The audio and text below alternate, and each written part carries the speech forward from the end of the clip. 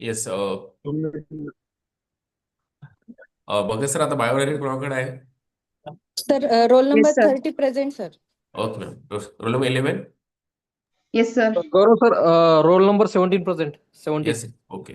Already guest join हो चुके हैं. रगड़े सर, आप प्लीज रीड कर दीजिए मेरे biodata. Sir, can I read the biodata now? Yes ma'am. Yes. Good morning to everyone. I am roll number 11, Surinamola, Assistant Professor, Government KNM Arts and Science College and the University of Kerala. I am pleased to read the biodata of Dr. Rajesh Ragde, who will be delivering the first lecture of the morning session.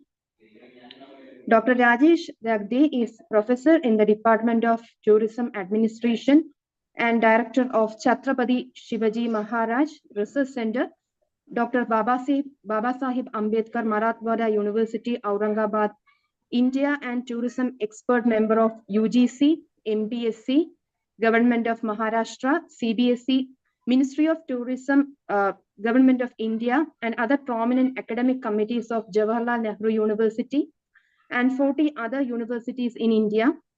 Dr. Ragde has held important academic and administrative positions: Controller of Exams, Director Students Welfare, Dean Management Science, Director IQAC, and Director Tourism. A PG, he has a PG in Tourism Administration. He is the first researcher in Maharashtra to be awarded PhD in Tourism Planning and Development. He also holds postgraduate degrees in Physics and Electronics, Business Management, and Education. Dr. Rajesh has a number of facets of his personality and his academics. Basically a physicist and scientist, he has conducted his pioneer research on tourism planning and development, Ambedkar tourism, tourist police, ecotourism, rural tourism, cultural tourism, folk tourism, Sufi tourism, and medical tourism. His interpretations are rational and scientific. His research findings have been included in the UG, PG courses and UGC NET tourism syllabus and is reflected in the tourism planning and policy documents of India and Maharashtra. His research on Ambedkar tourism has got international recognition, and he published it in the Encyclopedia of Tourism Management and Marketing, which was published from London. Dr. Rajesh has taken a special initiative for conducting scientific heritage research in India. Currently, he is investigating and analyzing the degradation of the natural and cultural heritage of Lonar Crater under the project sponsored by the Ministry of Science and Technology, Government of India. Till date, he has completed 12 research projects. He's a versatile persona. He's a visionary director and an efficient administrator, an academic planner, a social scientist, and a scholar of Buddhism. He's an avid reader, having a personal library of over 6,000 books, and is a professional photographer whose work on tourism sites have been exhibited across India. He's an amateur archaeologist who has made significant discoveries at Gadat Kocha cave, and he has identified the site as in the ancient town of Rajtagada. Is an art collector having over 1,000 artifacts. On behalf of the organizing committee, UGC, MMTTC, Babasaheb Ambedkar Marathwada University, Aurangabad, and on behalf of all the participants, I welcome Dr. Rajesh Ragde, sir, to deliver the first lecture. Thank you. Thank you, madam. So, I think today is the last day of your event, this refresher course in IKS. So you might be bombarded with so much information, knowledge about the IKS. Several resource persons had been here. They might have told you about the various aspects of IKS. And as I told you that last year I was also the coordinator for the same course. So I heard to a number of lectures. And after that, today I'll just try to summarize. And after understanding IKS, what we have to do, we will be discussing on this aspect. what can be done, what has to be done on these aspects. And today we will have an interactive session. And I'll be speaking in uh, English and Marathi. Sorry, English and Hindi. So I think the participants will be able to interact with me. So we will just take a review. Now I'll just directly go to the 64 Kalas and Vidyas, which you have heard from several resource person. Have you heard about this Kalas and Vidyas? Yes, sir. Okay, so what have you heard about this? Can you name some Kalas or Vidyas?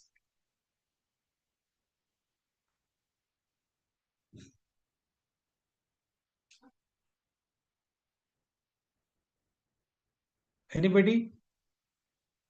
कोई जानता है ये 64 कला? बहुत लोगों ने बोले ना, बहुत रिसोर्स पर्सन ने. Sir, singing, हाँ, बोलिए बोलिए. Sir, Vidya is the dance, foundational knowledge No, and no, you Kala just is give me the some names, titles, examples. sir, We will not go into that. singing, dance, Hello, sir. Singing and dance. Okay, drama, okay. Hello drama. So hello we'll sir. start. Okay. Hello हाँ, please. हाँ, बोलिए. Sir, इसमें 14 कला में आते हैं 4 वेद: Rigveda, Okay. Yajurveda, Samaveda, Atharvaveda. 6 Okay. Vedang है: शिक्षा, हाँ. कल्प, व्याकरण, निरुक्त भाषा, छंद, ज्योतिष। और Okay. 6 विद्याएं हैं: न्याय, मीमांसा, पुराण और धर्मशास्त्र। Okay. ये हमारे 14 विद्याएं। 64 कला के अंदर संगीत, चित्रकला, शिल्पकला, शिक्षा, ज्ञान, व्यवहार, मनोरंजन आदि आते हैं। Okay. तो हम आज जो बात करने वाले हैं, we are just going to take a review. So we will start like you have mentioned about the dance or music. So basically classical dance and classical music, ये हमारी जो कलाएं हैं, how we are going to make use of it, whether we make use of this particular dance forms or the music. Now you know that maybe you had the lecture on this classical dance, and the resource person might have told you about the various dance forms like Bharatnatyam, Kathakali, Odissi, Kathak, and so on. So basically, these dance forms are existing so many centuries. If you want to see the most beautiful sculpture of the dance, it is just behind my department in Aurangabad, behind my university. And the cave is there, Aurangabad Caves, which I have renamed as Raj Tadga Caves, because I have identified the ancient town of Raj Tadga as it was mentioned in my introduction. So in these caves, we have a very beautiful sculpture of the dance and the musicians, which is like 2100-year old. So this is the very important sculpture which shows that before 2100 years we had this kind of dance and the music, right? So we find that it is practiced in different temples and all. But today, what use we are making of this dance form, हम उसका कुछ आज हमारे जिंदगी में हम dance का कुछ उपयोग करते हैं? Answer is no. Like in Maharashtra, I am sitting in Maharashtra. We have a very beautiful dance known as the Lavani. It is basically a very popular form of dance. And now, people, still we don't allow our girls, our child, to learn this kind of dance form. आज भी हमारे समाज में हम हमारे घर की बेटी को डांस में पढ़ने के लिए नहीं बोलते, because we have not got that much recognition as yet. So ये बहुत इंपॉर्टेंट बात है हम सब लोग को समझने की. इतने अच्छी प्राचीन कलाएं अपने पास हैं, बट हम कुछ ना कुछ इश्यू की वजह से हम सोचते हैं कि हमारी बेटी अगर डांस करेंगे तो समाज में क्या बोलेंगे. because we don't get that much recognition for that kind of profession if she is a professional artist. फिर बहुत कम लोग, बहुत कम महिलाएं हमारे में से, समाज में से ऐसे डांस फॉर्म में आती है. हालांकि you should not look towards dance as just a thing of performance. When you go into the deep of this dance forms, हमको समझ आएगा कि ये dance form it is something spiritual. You get some peace of mind, you know something happens with you. ये बहुत अलग अलग उसमें बातें होती रहती है जो हम नहीं करते. And we should always encourage, but we discourage. This is a fact. Now I am going to discuss some aspects. हम सब लोगों को सोचना है हम कैसा इम्प्लीमेंट करने वाले हैं. आईकेएस जो है हमारे डेली रूटीन लाइफ में कैसे लाने वाले हैं एंड एकेडमिक्स में कैसे लाने वाले हैं.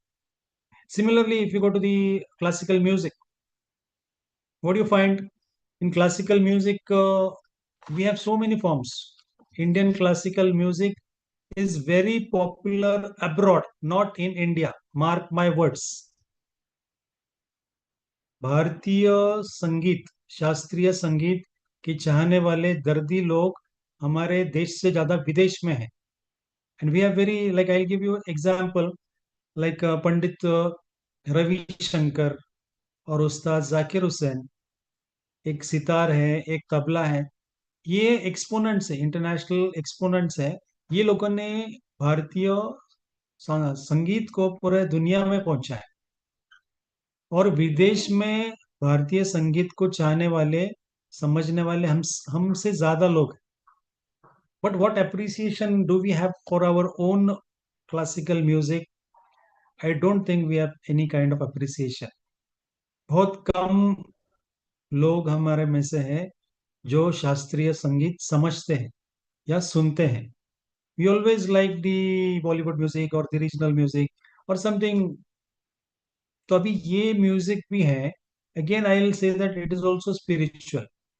If you listen to this kind of classical music, उसमें जितने सारे फॉर्म्स है, वोकल है, इंस्ट्रूमेंटल है.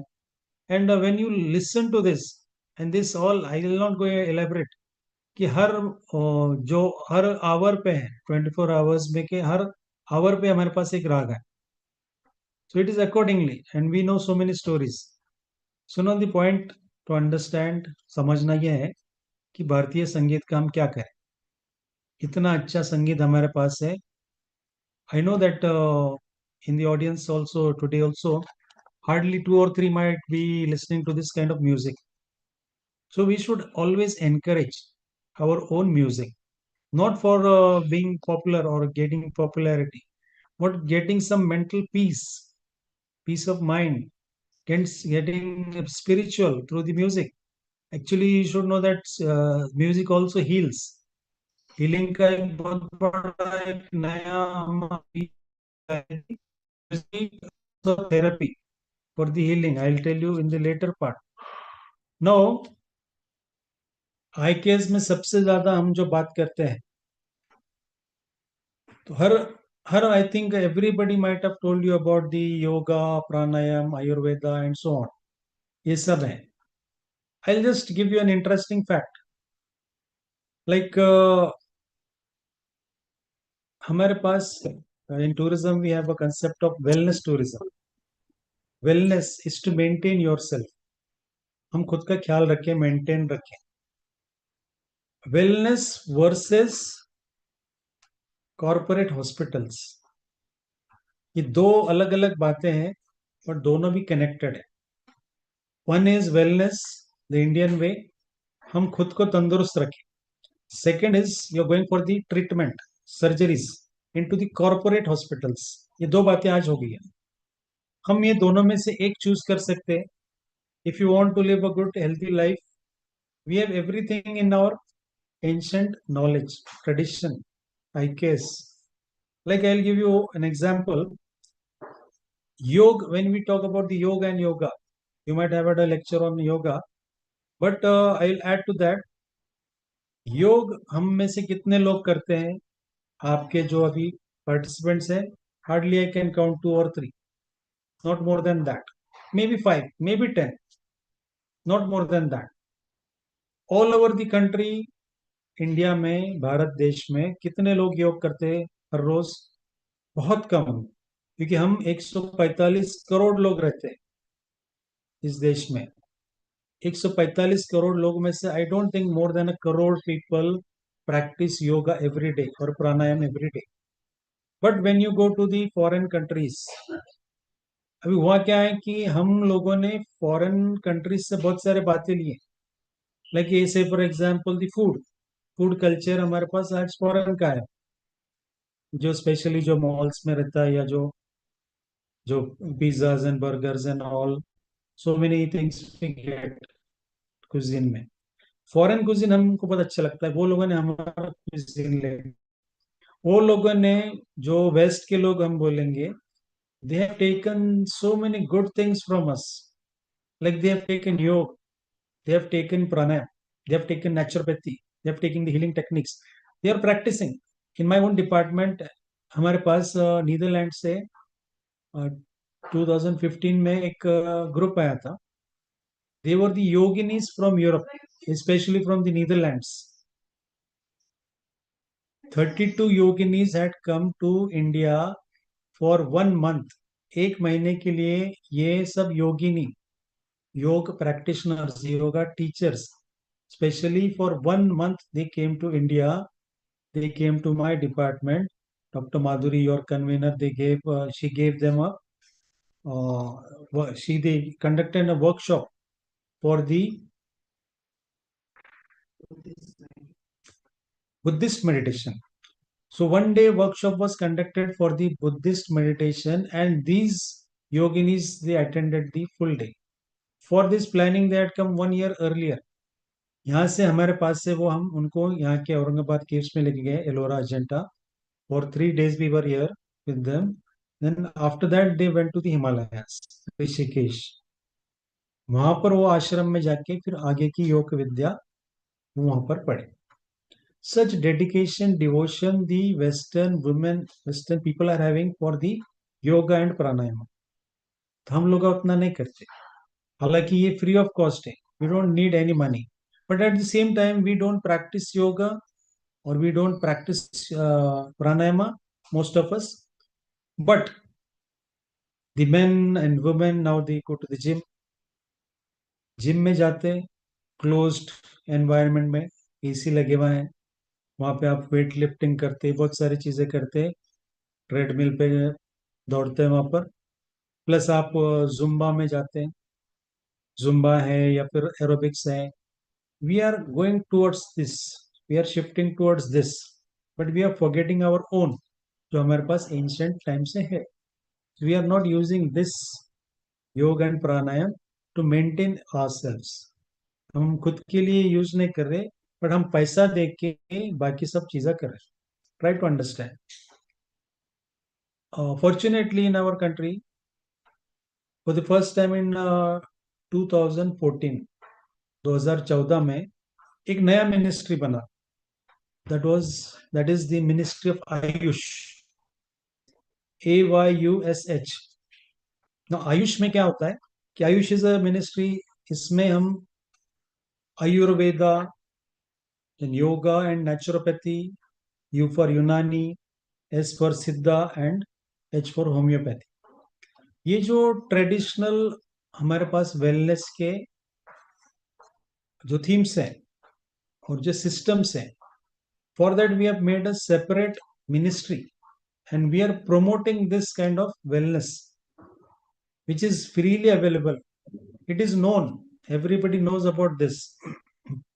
And basically Ayush was formed to revive and promote India's ancient medicinal knowledge and provide holistic care options. तो मैं ज्यादा नहीं बताऊंगा कि ये जो कलाएं हैं इसका हम कैसा यूज कर सकते हैं. Only that much I wanted to tell you on this occasion. 2-3 examples are given. Now, as teachers, we should know we have a medium of instruction and medium of examination. Medium of instruction is maybe English. Sometimes medium of instruction is Hindi. or if it is the language, it is in that particular language. But usually it is in English. हमारे पास क्या हो गया है कि आपको कोई बताया होगा इस पे. I'll just give you one very important example which I had referred in my earlier lecture. It is about the languages, classical languages of India. Actually, the transmission of knowledge is through the language. आज मैं आप लोगों से बात कर रहा हूँ. I am using two languages. I am communicating with you in English as well as Hindi. दो भाषाएं का उपयोग मैं कर रहा हूँ क्योंकि मुझे मेरे पास का जो नॉलेज है, इंफॉर्मेशन है, वो आप तक पहुंचाना है. I want to transmit this knowledge, this information to the participants. So the best option, I thought that instead of English, I'll use two. Now, a very important fact, we know about the classical languages, like right from the time of the Buddha, we have the Pali and Prakrit, which was widely used by Buddha himself because it was the common man's language. We had Tamil, one of the ancient languages, much earlier to Sanskrit. There is a debate actually, but Tamil is earlier than Sanskrit. Then we have Sanskrit. Sanskrit is what we can say, it is known as the Deva Bhasha, language of the gods.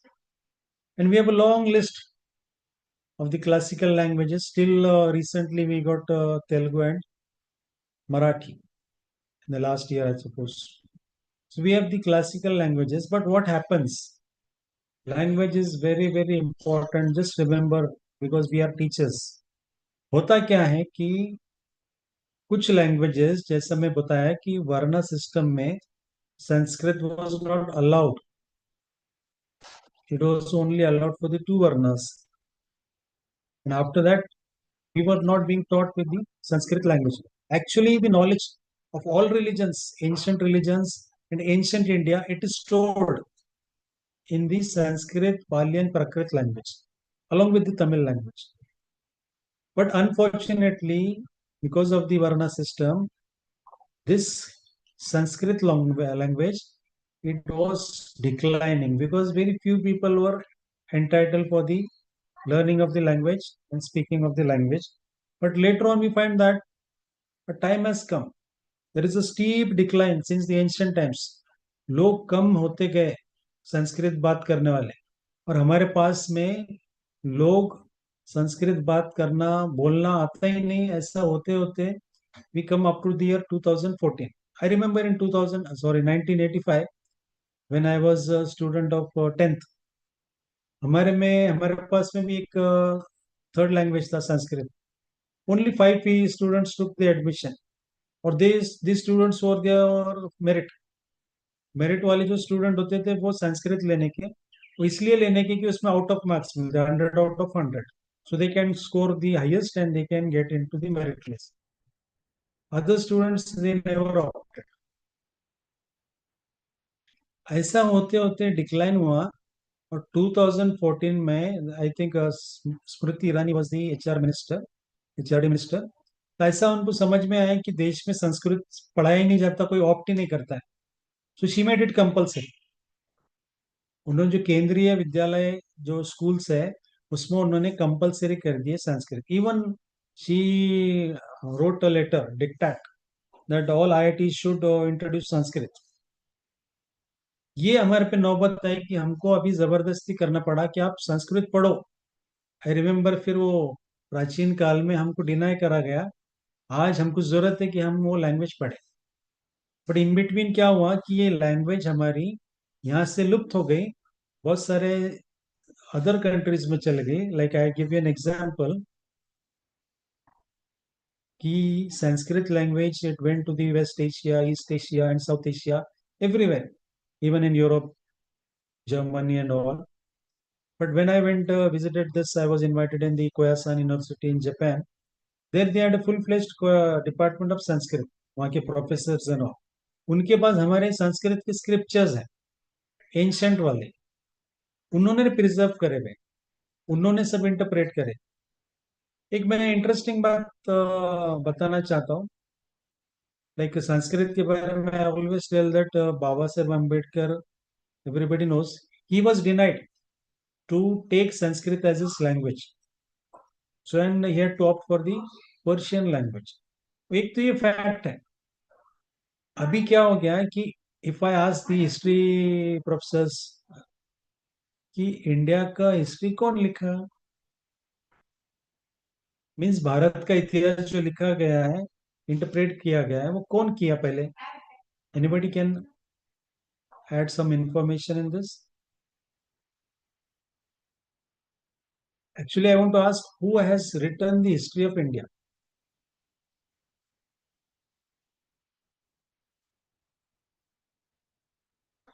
Come on, this is Which history? Modern India, ancient India, which India?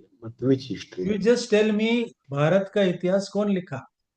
General, like it is not technical, it is general. If you have read, Sir, I think it's a Westerner who wrote History of India. exactly, madam. Can you elaborate something more on that? I know his name is it Barber or something? Okay, I'll go to the point. Actually, as you know that Sanskrit was lost from our country, we were denied. But Sanskrit is more similar to the German language.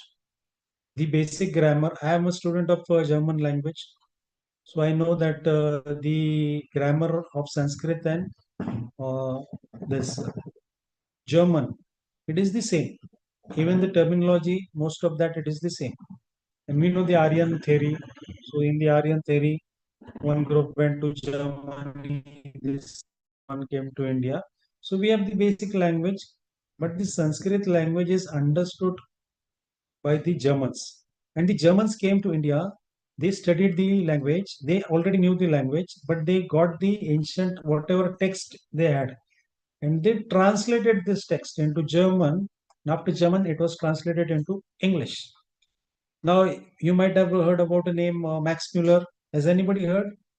Yes, sir. Max Muller. His name is Frederick Max Muller. And he's very renowned, we can say. Yes? I think he's a renowned linguist, Max Muller. He's a linguist, Sanskritist. He studied Sanskrit and other Indian languages. We always refer to him as the Sanskritist. And he was a German, and he devoted his entire life for the Sanskrit and the Indic languages in the Indic culture. So he has majorly translated all of the works which was published, which was there in the Sanskrit language. He translated it into German and again it in English. One more name I can give it is Sir James Ferguson. Sir James Ferguson is a Scottish. Actually, he is an architectural historian. Whatever architecture books you have in India, all have been written, the earliest one, by Sir James Ferguson. History of Indian architecture. Whatever temples are there, he has interpreted everything. He was from the 19th century. So I named only two people. These people, they learned this language, they got the information, they translated it, and they gave us a pack. Maybe there is a distortion in that particular, whatever they has been transmitted, but majority of the information what we have, we got from these two scholars, great scholars. Of course, Indian scholars are also there, but again we had limitations because we had no knowledge of the Sanskrit language. Very few people knew, even till the time of independence. Now just think that if Sanskrit would have been taught to all, we would have been a superpower long back. Because the ancient knowledge, ancient technology, everything, it is written in Pali, Prakrit, Tamil and Sanskrit. But majority of the Sanskrit was lost because people didn't speak. And only those people will survive who will speak that language. The language will survive if people speak that language. And now today we are in the digital age. In the digital age, it is a hodgepodge of languages. We cannot say we speak English. You jokingly say English, H-I-N-G-L-I-S-H. So many things have changed. So these languages, we have to understand We have to revive these languages because the treasure of knowledge is in that particular language. So for that reason, we should know. If you want to know the history of the last 1,000 years, you should know Persian language. Persian is again lost. Recently, I learned Persian language just to understand more, get more information and knowledge. So we should always try to learn the old ancient languages because it is very relevant today. That we have to understand. Now I'll go to one another point. It is very interesting and everybody has to think over this.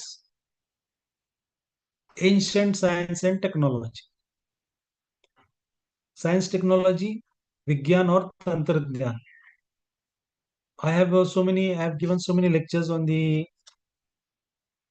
caves, especially I have a lecture, you will find it on YouTube, The Wonder That Was Ellora.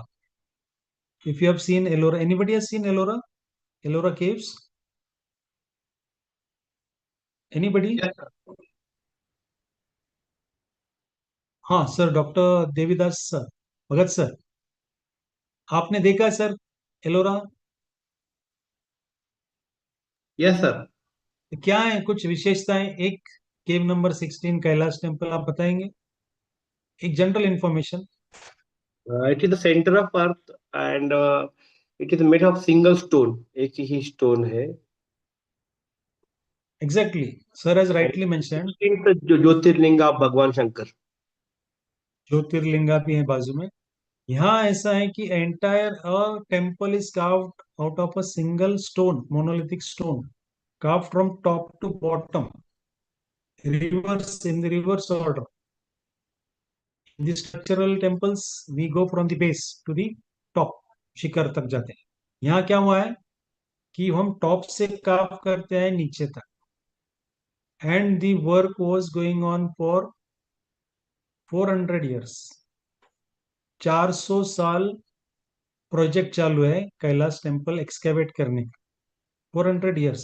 You just imagine कितना साल लगा, कितने सारे engineers, कितने सारे architects, कितने सारे sculptors, कितना सारा लेबर, कितना बड़ा एक प्लान है. It is a plan for 400.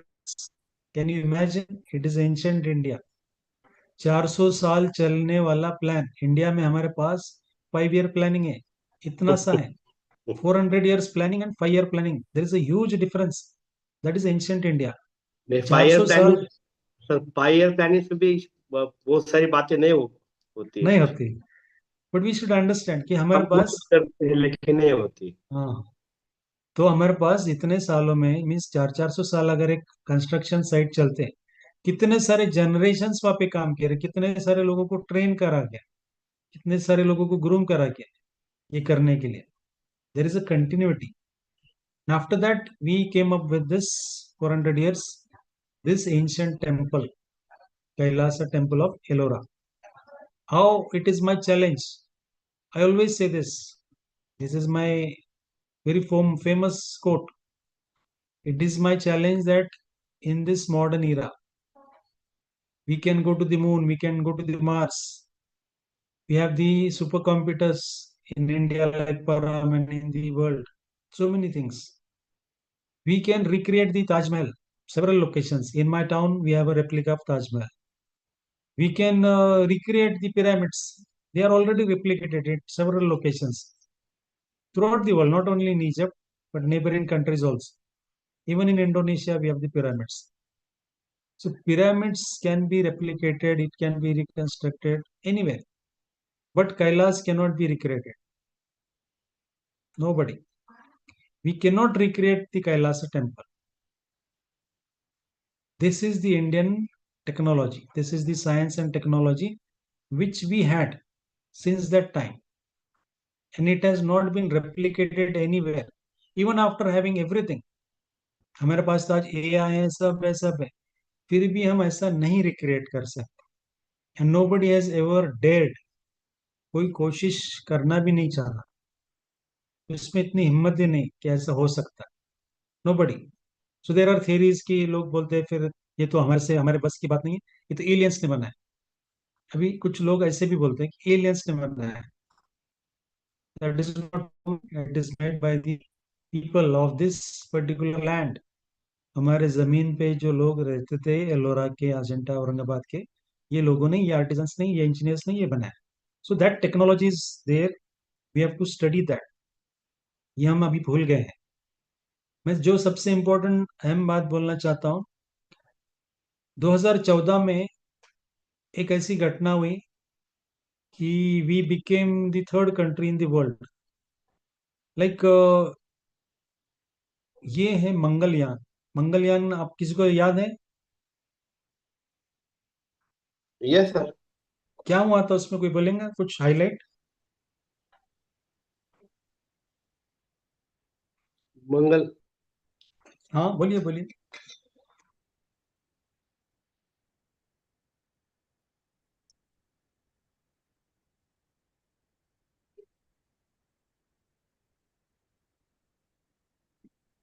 सितंबर 14 में हमने मतलब कोशिश किया था कि मंगल पे जाने की, लेकिन Mars actually mission it was, 24। हाँ, मार्स मिशन है जो 24 सितंबर को हमारे 2014 में एक इंडिया का, इसरो का एक unmanned spacecraft, it went to the Mars. 650 million kilometers, 650 million kilometers हमारे धरती से मार्स प्लैनेट तक हमारा यान गया। ठीक है। और 29 तारीख को, 29 सितंबर 2014 को हमारे प्रधानमंत्री नरेंद्र जी मोदी ने एक इंटरव्यू मीन्स एक प्रतिक्रिया दी। सो उन्होंने जो बताया, जो हर जगह पब्लिश्ड है, उसके वीडियोस भी हैं, आपको मैं पढ़ के बताता हूँ। Everything about, this is the quote of our honourable prime minister, everything about Mangalyaan is indigenous. We reached Mars at a smaller budget than a Hollywood movie. India is the only country to reach Mars on its first attempt. If this is not talent, then what is? और उन्होंने आगे ये बताया कि India's Mangalyaan ride was cheaper than the auto. The cost was just ₹7 per kilometer. आप ये गौर करें कि हम जो मंगलयान हमारे भारत से मार्स तक भेजे, उसका जो कॉस्ट था, उसका पर किलोमीटर कॉस्ट था, इट वाज ओनली ₹7 पर किलोमीटर। बट वही अगर हम ऑटो में बैठते, ऑटो रिक्शा, थ्री व्हीलर में, उसका पर किलोमीटर वी हैव टू पे ₹10 मिनिमम। 2014 की बात है। This information you get everywhere, I just wanted to quote it. Now the point is, हमारे पास अगर इतना फ्यूल एफिशिएंट सिस्टम है, इतना अच्छा टेक्नोलॉजी है, हम यहाँ से मार्स तक जा सकते हैं। बाद में हमने मून पे भी गए, ये सब बातें हमने करें। अगर हमारे पास साइंस एंड टेक्नोलॉजी इतनी प्रगत है, इतनी अच्छी है, then my point is, why we are not using this technology? हमारे डेली लाइफ में क्यों नहीं यूज कर रहे? आपको कौन रोका? आज हमारे पास जो व्हीकल्स हैं, जो अभी फ्यूल कंजम्पशन है, पेट्रोल है, डीजल है और अदर्स है, why we are not using the technology?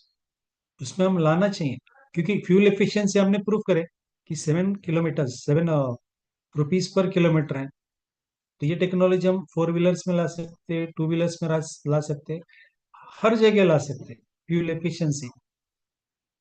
तो हम ये क्यों नहीं करते? करना चाहिए क्या नहीं? हमारे पास टेक्नोलॉजी है या नहीं? Definitely we have the solar energy, it is free of cost, free of cost. सूर्य, आफ्ताब, we have the solar energy, we just have to store it, collect the energy, store in a battery, very minimum investment। कितना सारा हम free of cost ले सकते हैं, energy store कर सकते हैं।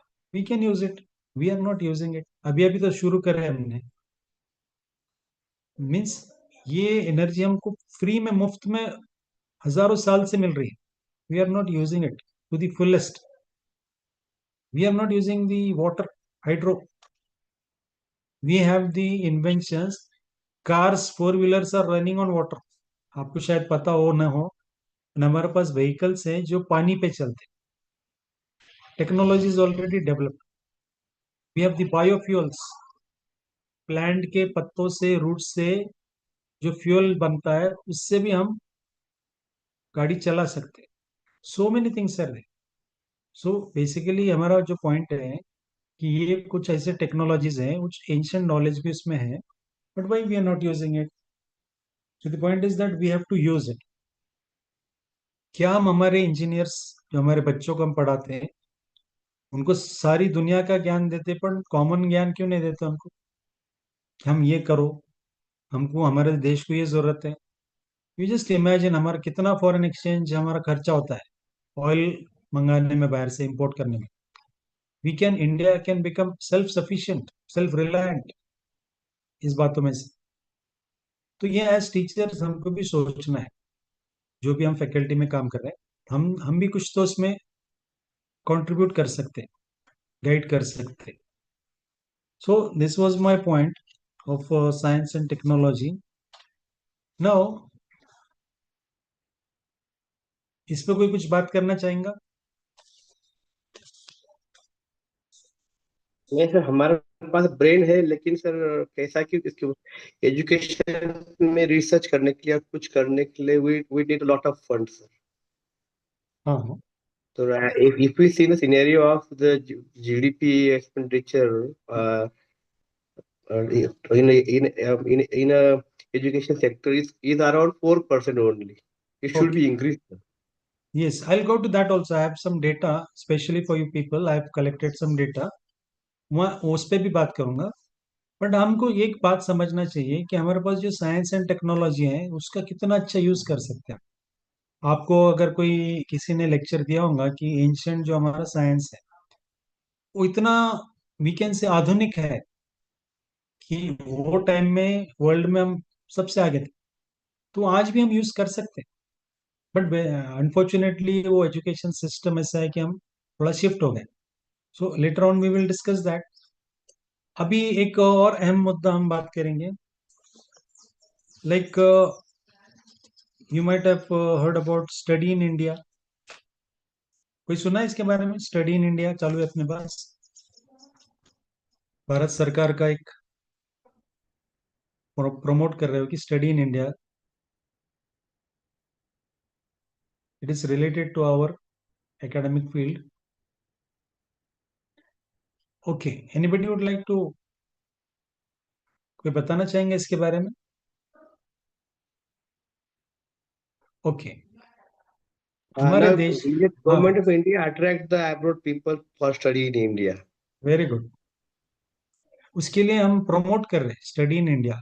हम चाहते हैं कि जो हमारे बच्चे बाहर जा रहे हैं तो बाहर के भी बच्चे हमारे पास आए, बिकॉज स्टडी इन इंडिया में ऐसा है कि उसका बेस ऐसा है कि we have the ancient universities in the world. Already we have repeated it. मैं पहले भी बात कर चुका हूँ या आपको और लोगों ने बोले. Ancient universities I always refer to Nalanda, Takshashila, Vikramashila, Ujjaini and so on. ये सब यूनिवर्सिटीज है. नालंदा का यूनिवर्सिटी हमको मालूम है कि 35,000 स्टूडेंट्स वहां पर थे eight its zenith, at its peak. वो टाइम पे it was since the time of the Buddha. It started as Nalanda Mahavihara. Buddha himself had visited this. वहां से हमारे पास फिर गुप्तास के डायनेस्टी में और उसको प्रमोट करे, बहुत सारी बातें. But at its zenith, at its peak, we had 35,000 students, 7,000 teachers. उसको आप बोलो प्रोफेसर बोलो, एसोसिएट बोलो, कोई भी nomenclature, instructors and all. They had a library of 9 stories, 9 stories, and they had over 1 million of books. The figure is given 3 million books. 3 million books in 9 stories building. You can just imagine the volume of the knowledge stored in the manuscripts. Knowledge stored in the manuscript, which is rising in the form of 3 buildings. Oh, sorry, 9 story building. ये archaeological इसमें सब पता चला है. whatever the references we got, इतना बड़ा building और इतना बड़ा स्टोर, इतना बड़ा नॉलेज था अपने पास.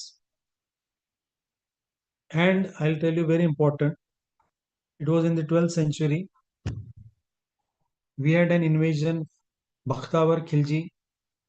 He invaded this part and he burned the library of Nalanda. अब ये नालंदा जो बर्न करे, उसमें इससे पहले जी teachers students they were killed, कत्ले आम, सिंपल जो फॉर्मल लैंग्वेज में आपको जल्दी समझ में आएगा, कत्ले आम हुआ था उस दिन. The teachers, the monks, they were killed, they were cut, they were slit. Some of them they fled towards the north, ऊपर चले गए, Tibet and all, China side भाग गए, जान बचा के चले गए. कुछ लोग बच गए, कुछ लोगों ने जितना हो सके उतना बुक्स लेके निकल गए, जो बच सके. But everything was lost, the entire university was burned. और वो बर्न बोले तो ऐसे एक दिन में गाड़ी नहीं लगाया उन्होंने, आग नहीं लगाया. वो 6 महीना लाइब्रेरी के बुक्स चूल्हे में जला रहे थे. चूल्हा रहता ना, जो इनका जो जो आर्मी है, सैन्य है, सैन्य के लिए जो नहाने के लिए गर्म पानी कर रहे, पकाने के लिए जो आग लगती, जो भगोने रहते हैं उसको जो आग लगती, चूल्हा लगता, वो चूल्हे में डाले. 6 महीना इतने बुक्स डाले. 1-1 लाख का आर्मी है, इतने लोगों का खाना नहाना पकाने के लिए बुक्स जलाए लकड़ी की जगह. That was the darkest period in the Indian history, ancient Indian history. इससे बुरा कुछ भी नहीं हुआ इंडिया में. ये जब हुआ, आई will say that that day India lost its knowledge. हम जो आज बात कर रहे हैं ना, इंडियन नॉलेज सिस्टम इतना चालू है सब इंडिया में, उस दिन इंडिया का नॉलेज नष्ट हो गया. And that day is the decline of India. We started the decline. Once upon a time, the superpower in the world in terms of teaching, research, academics, trade, commerce and all, सोने की चिड़िया क्या क्या बोलते हैं, उस दिन जिस दिन नालंदा चल गया, उस दिन से हमारा डिक्लाइन शुरू हो गया. और we lost the knowledge of India, ancient India. वो किसी धर्म का, किसी मजहब का नॉलेज नहीं था, वो हमारे इंडिया का नॉलेज था. वो उस दिन खत्म हुआ और वहां से जो डिक्लाइन चालू हुआ था अभी तक चल. अभी तो हम थोड़ा सुधर रहे, संवर रहे. This is happening. This has happened. So, friends, just try to understand what we have lost. But fortunately, whatever knowledge was taken in the form of books in the foreign countries from the Nalanda University, आपको वो शायद पता होगा कि ह्यूएन सेंग, फाहन, ये जो बड़े scholars थे जो 26 साल इंडिया में रहे, उन्होंने पूरा डॉक्यूमेंट करा इंडिया का, ancient India. Whatever things we know about ancient India, the earliest documented evidences उन्होंने जो लिख के रखा है वो आज भी हम प्रमाण मानते हैं. Only person who has written about that particular era when he stayed in India for 26 years, वो 26 years का पूरा डॉक्यूमेंटेशन उन्होंने करे भाई. वहां से हमको समझ में आता कि इंडिया वो टाइम क्या था, everything. And he travelled to all parts of ancient India, not the modern India today's. Afghanistan में गए, बामिया में गए, ऊपर और गए, सब जगह का उन्होंने डॉक्यूमेंटेशन उन्होंने लिख के रखे. तो ये सब होके he went back to China. और व्हेन ही वेंट बैक, उसका भी हमारे को एक ये मिलता है कि हाउ ही वेंट बैक. कितना सारा हाथी, कितना सारा ये एलिफेंट और ये क्या बोलते कैमल और ये डोंकीज एंड ऑल, उसके ऊपर पूरा किताब किताब किताब जो उन्होंने ट्रांसलेट करे थे from the Pali, Prakrit, Sanskrit into Chinese. He took it with him, and that knowledge is stored, still stored intact in China. The same knowledge, it traveled up to Khorasan in Japan, where I have seen the ancient text. वो time के 5,000-6,000 साल पुराने text I have seen with my own eyes in the university of Khorasan, and they have preserved it. वो underground का उनका जो floor है, it is more than a bunker. वहाँ एटॉमिक बॉम्ब भी गिरा तो वो लाइब्रेरी जो अंदर है उनका 6 गज 6 फ्लोर नीचे, वो कुछ नहीं हो सकता उसमें. Because I was the guest from the government of India. I had that privilege to visit that particular library. तो मैं वहाँ पे जाके देखा तो हमारे Indian text which are translated, Sanskrit वाले भी हैं, उनके जापानीज में भी है और चाइनीज में भी है, वो सब उन्होंने मेरे को बताया. This knowledge of ancient Nalanda, it is still in Japan, it is still in China, and they are making use of this knowledge. They have become advanced countries, advanced in their knowledge, right? तो ये knowledge आज हमारे पास से उधर चले गए. आज हमारे पास क्या हाल है? What is the current status of education और the study in India? For you I have taken some figures. हमारे पास एक जो डेटा है, this data is official data from the ministry of education. It is AISHE, if you know, All India Statistics of this higher education, survey of higher education. 21-22 का data है, official data which I got. So today we have 1168 universities in the country. 1168, 1168 हमारे पास universities है, which include all. उसमें public universities है, फिर private universities है, deemed to be universities and all.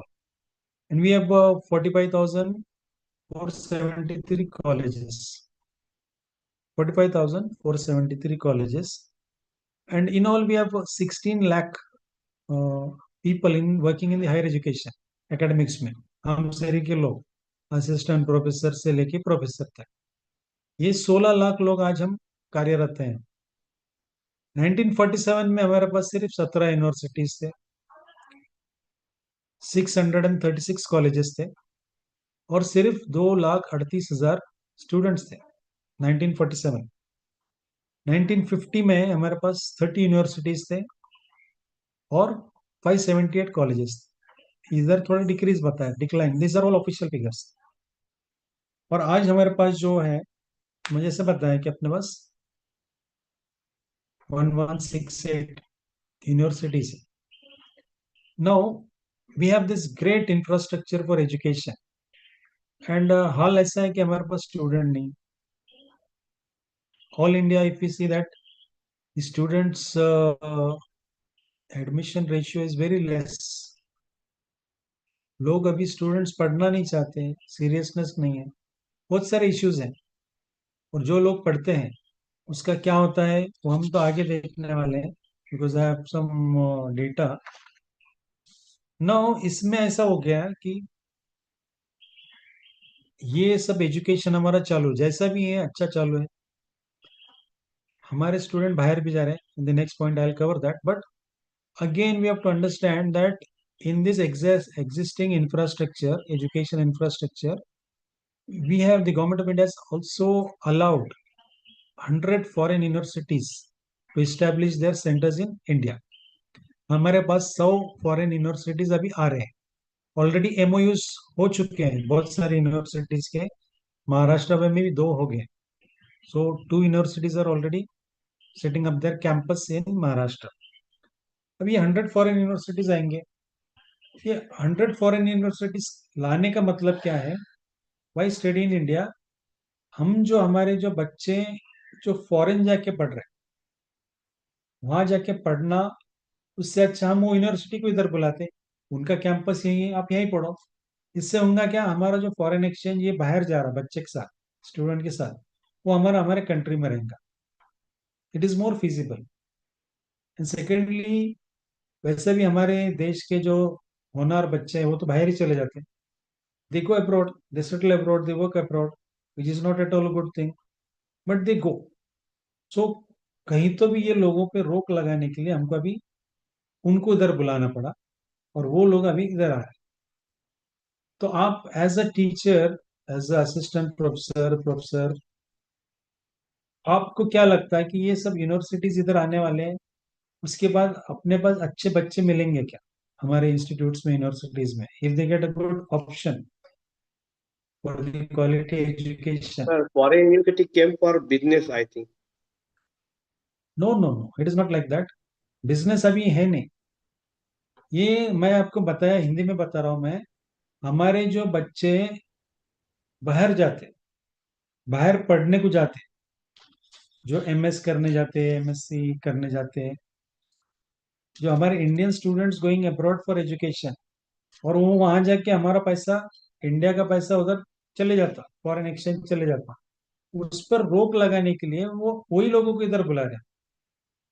उल्टा हम उनको उधर बुला के हमारा देश का फायदा होने वाला है. बिकॉज पैसा हमारा हमारे पास रहेगा, बच्चा हमारा हमारे पास रहेंगे. This is going to happen. We have to understand this. हम एक जनरल ऐसा वेग हम ये नहीं बोल सकते कि बिजनेस करना है. It is not, still education is not a business. No doubt somewhere we will find this, but अभी उतना कमर्शियल भी नहीं हो गया. So we have to understand this. So 100 foreign universities आने के बाद we have to see that what this, how this would be impacting the existing infrastructure of our country, educational infrastructure, and how are we ready for that? Are you ready to face the consequences? Means अभी ऐसा है कि अगर foreign, suppose Harvard इधर आ रहा है, LAC इधर आ रहा है, London school of economics, you have to upgrade till them, because that international competition is coming to your door. As teachers, as the institutions, as universities, we have to upgrade ourselves. We should be at par with them. So this is a good sign कि वो आ रहे हैं, वो भी हमारे पास के student, उनके पास पढ़ने वाले, हमारे पास क्यों नहीं पढ़ सकते, हम भी उनके उतना करेंगे. तो ये ख्याल आपके मन में आना चाहिए. और we should take efforts to upgrade ourselves to that level. ये जिस दिन होगा ना, then I will say that we are going back to the days of Nalanda. ये दिन भी आएगा कि सही में लोग इंडियन यूनिवर्सिटीज में पढ़ने आएंगे. और अगर एक टीचर चाहा, तो हम तो हमारे यूनिवर्सिटी डिपार्टमेंट ऑफ टूरिज्म में हमने करके बताया. यूजुअली हमारे पास जो इंडिया में हमारे यूनिवर्सिटीज में, I just give example of my university. Foreign students कौन आते हैं हमारे पास? Usually the students coming from the under developed countries, हमारे जो पीछे हैं, लाइक अफ्रीकन कंट्रीज है, साउथ एशियन कंट्रीज है. सो वो लोग हमारे पास आते हैं क्योंकि India is a developing country, it is not a developed country. So India, India में जो लोग आ रहे हैं, बाहर से जो ला रहे हैं, वो कौन आ रहे हैं? Please mute that mic. कौन बात कर रहे हैं? सबने अपना माइक म्यूट करना चाहिए. सो ये जो लोग आ रहे हैं हमारे पास students, they are coming from under developed third world country. They come to higher country जहाँ और कुछ अच्छे फैसिलिटीज है.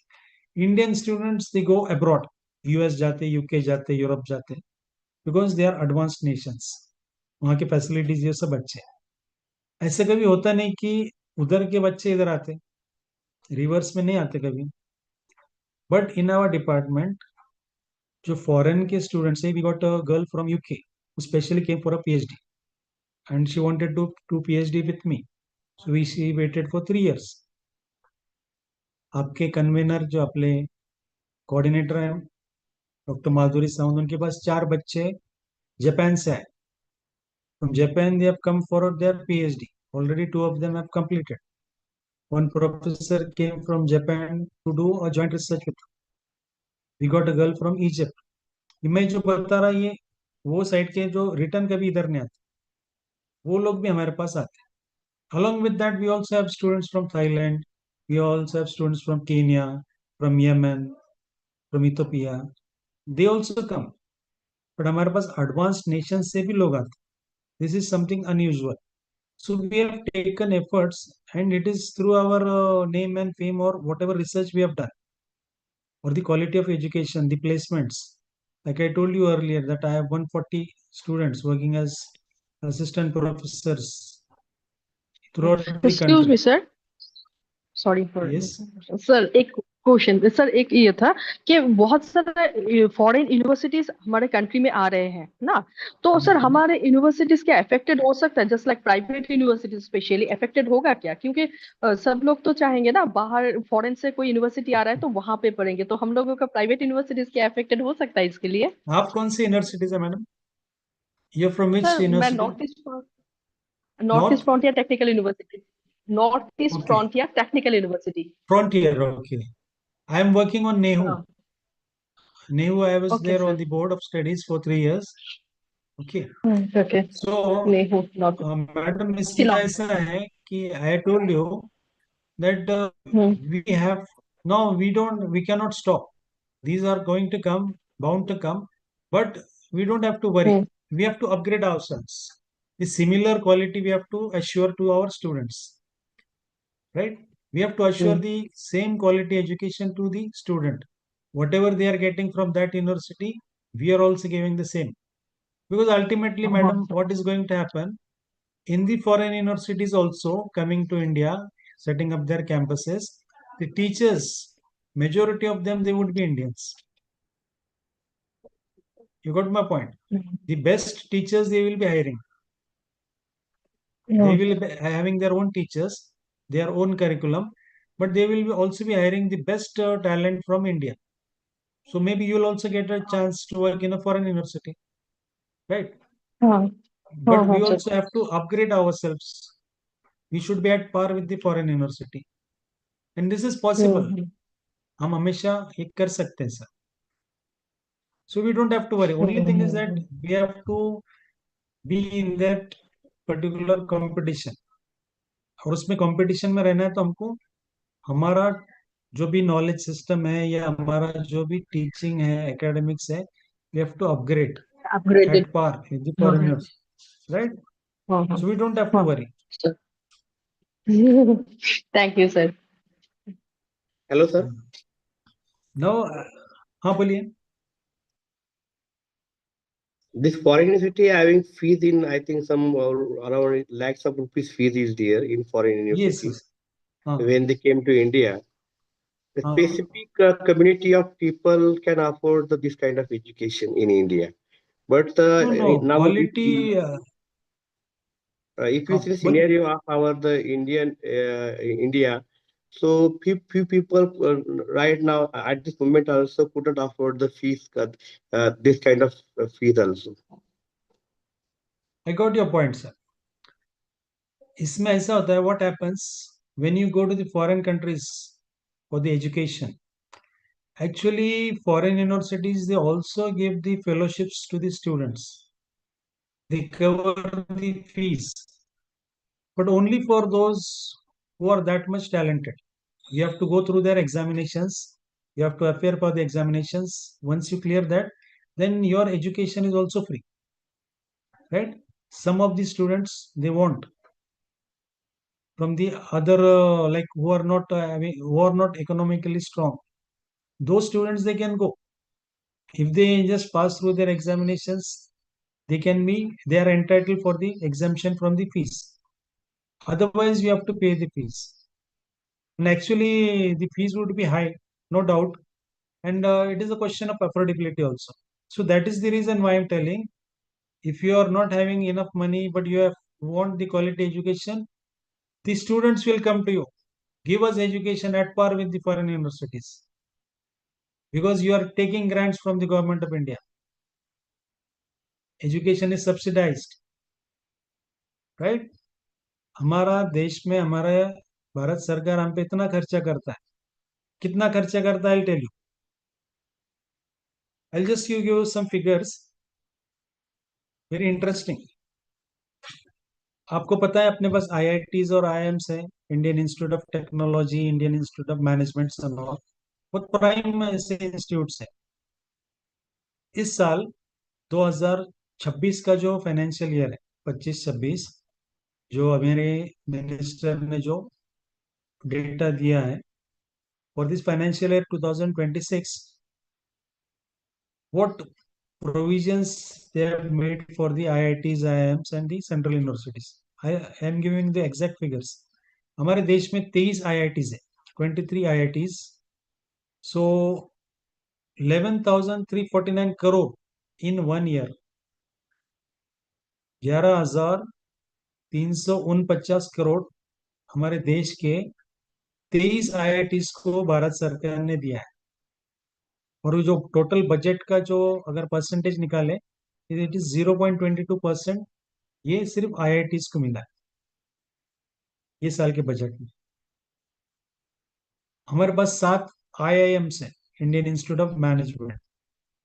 For them government has given 252 crore, 252 crore. The percentage of the from the budget it is 0.005। इतना परसेंटेज वाइज है। हमारा जो UGC है, हायर एजुकेशन के लिए जो ऑर्गेनाइजेशन है, अपेक्स बॉडी है, और UGC we have given 3,336 crore, और टोटल बजट का it is 0.07%। Interestingly we have the central universities in India, 16,691 crore has been given to the central universities, and it is like 0.34%. More than the IITs and IIMs, the government has given the funding to the central universities, 16,691 crores in this financial year. Do you know how much the government spends on creating a one IIT graduate? एक IIT का graduate जो है उसको निर्माण करने के लिए, उसको पढ़ाने के लिए भारत सरकार एक ग्रेजुएट के पीछे कम से कम 20 से 30 लाख खर्चा करते हैं। 20 to 30 lakhs is spent on one graduate। 4 साल में एक बच्चे को पढ़ाने के लिए 4 साल में 20 से 30 लाख गवर्नमेंट खर्चा करता है वो स्टूडेंट को इंजीनियर बनाने के लिए। अब उसमें से क्या होता है कि ये जो हमने मैन पावर, जो अपेक्स ऐसा मैन पावर है हमारा, मोस्ट टैलेंटेड हम बोलते हैं साइंस टेक्नोलॉजी के, ये मैन पावर क्या करता है कि 36% of this IITians they migrate abroad. वो चले जाते हैं US, दे सेटल देयर। उनके पीछे सब IIM वाले भी चले जाते हैं। बहुत कम लोग हैं इंडिया में रहते हैं। द टॉप जो क्रीम जो हम बोलते हैं वो सब लोग चले गए अमेरिका, US। मैं तो ऐसे बोलूंगा कि ये IITians हम जो हमेशा ना, अभी कल परसों 15 अगस्त था ना हमारे पास, 15 अगस्त था ना लास्ट मंथ, क्या था उस दिन? हाँ सर, 15 अगस्त। क्या था उस दिन? Independence Day, independence day. And 26 January Republic Day. सो ये 2 दिन में ना, साल में ऐसा हमारे पास, हमारे इसमें कुछ हो जाता, we become very patriotic all of a sudden, and we have so many reels and so much data, पूरा सोशल मीडिया पे घूमते रहता। ये पिचाई है, ये है, वो है, अमेरिका का कौन सा पेप्सी है, इंद्रानुई है, ये सब इंडियन इंडियन इंडियन इंडियन। उसमें हम बहुत बड़ा गर्व महसूस करते। क्यों करते बेटे? क्यों कर रहे गर्व? हमने इनकम टैक्स भरे, हमारा सब पैसा है, वो सरकार ये बच्चों को क्रिएट करने में लगाता है। 30 लाख 30 लाख 30 लाख ये बच्चे यहाँ से जाके उधर काम करते। It is a Shem that the IITians they are going to NASA, working for NASA, but they are not working for ISRO। जो हमारे पास इतना अच्छा टेक्नोलॉजी है, हम इतने कम खर्चे में अगर मंगल पे जाते हैं, मार्स पे जाते हैं, ये जो टैलेंट है वो टैलेंट हमारा बाहर जा, they are working for that country, not your own country. It is a shame, we have failed. आपने अगर देखा इंटरव्यूज, जो इसरो के चीफ है, he is a graduate of that regional college of engineering, he is not an IITian, a very simple down to earth person। Talent की कमी नहीं है हमारे पास। ये जो ब्रेन ड्रेन हो रहा है ना, ready man power we are creating and somebody else is taking that man, ये आप लोगों को भी समझना चाहिए। somewhere something is going wrong, so we have to retain that kind of manpower in our own country so that our country will progress। and it is a great responsibility on the teachers. हम लोग पे, शिक्षकों पे बहुत important जवाबदारी है, जिम्मेदारी है कि हम हमारा बच्चा जो ग्रूम कर रहे हैं वो सिर्फ उसको नॉलेज नहीं दे रहे, उसको एक अच्छा नागरिक बना है, एक जवाबदार इंसान बना रहे, देश के लिए कुछ करने के लिए उसमें कुछ कुछ तो हम नींव रख रहे, उसने देश के लिए कुछ करना चाहिए, otherwise what is the use, फिर ऐसा कुछ यूज नहीं होता. No, I will come to a very important part. We have to introspect ourselves about the quality of education. हमारे देश में आज के तारीख में क्वालिटी ऑफ एजुकेशन क्या है, थोड़ा हम हमारा खुद के बारे में सोचेंगे, इंट्रोस्पेक्ट करेंगे, हमेशा करना चाहिए. अभी मैं आपको बहुत इंपॉर्टेंट डेटा बता रहा हूँ. Last night I took this data. According to the India's graduate skill index 2025 by Mercer Metal, it is a company consultant, only 42.6% Indian graduates are employable. Only 42% of the Indian graduates, सब मिला के, engineering, arts, humanities, commerce, सब, only 42% graduate ही employable है. इसका मतलब क्या है? Majority are not employable. बोले तो 58% of the graduates who hold a degree, they are not fit for employment. This is the report. ये रिपोर्ट कल का है. Why? इंट्रोस्पेक्ट. मैं आपको और एक डेटा बताऊंगा.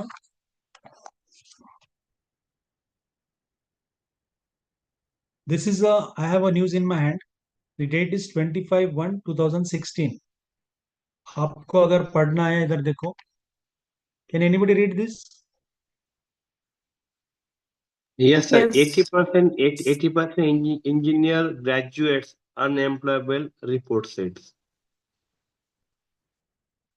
2016 में 80% of the engineering graduates, they are not fit for employment. क्या करना? Only 20%. इसका मतलब है जो आईआईटीज में थे वही एम्प्लॉयबल थे 2016 में, और वो भी चले गए. बाकी इंजीनियर का क्या करें? उनको कोई जॉब ही नहीं दे रहा, क्योंकि उनकी they are not fit for employment. This is a report. Government क्या रिपोर्ट है.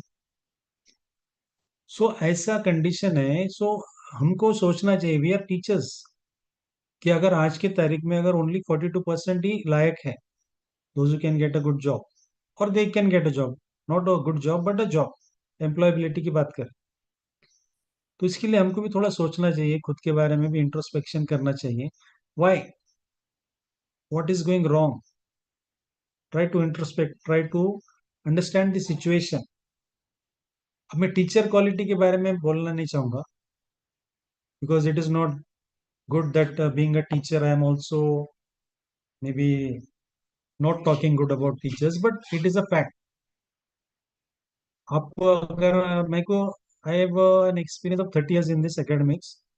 सो मैं इतने सारे जगह पे लेक्चर्स दिया हूँ, at all universities and central universities and the पहले जो एकेडमिक स्टाफ कॉलेज है, MMTTCs and all, refresher orientation and training programmes. What I found, इतने सालों में I found that most of the teachers, they cannot read, they cannot write, and they cannot speak. मेरे 30 years में मैं देखा, when the refreshers were used to be in the academic staff college, हम वहाँ पे जा रहे हैं, सब 50, 60, 100 लोग बैठे हैं, teachers. One is coming and introducing me. उसको बात नहीं करना, he cannot even read what is written there. This is the situation, this was the situation which I have seen in person.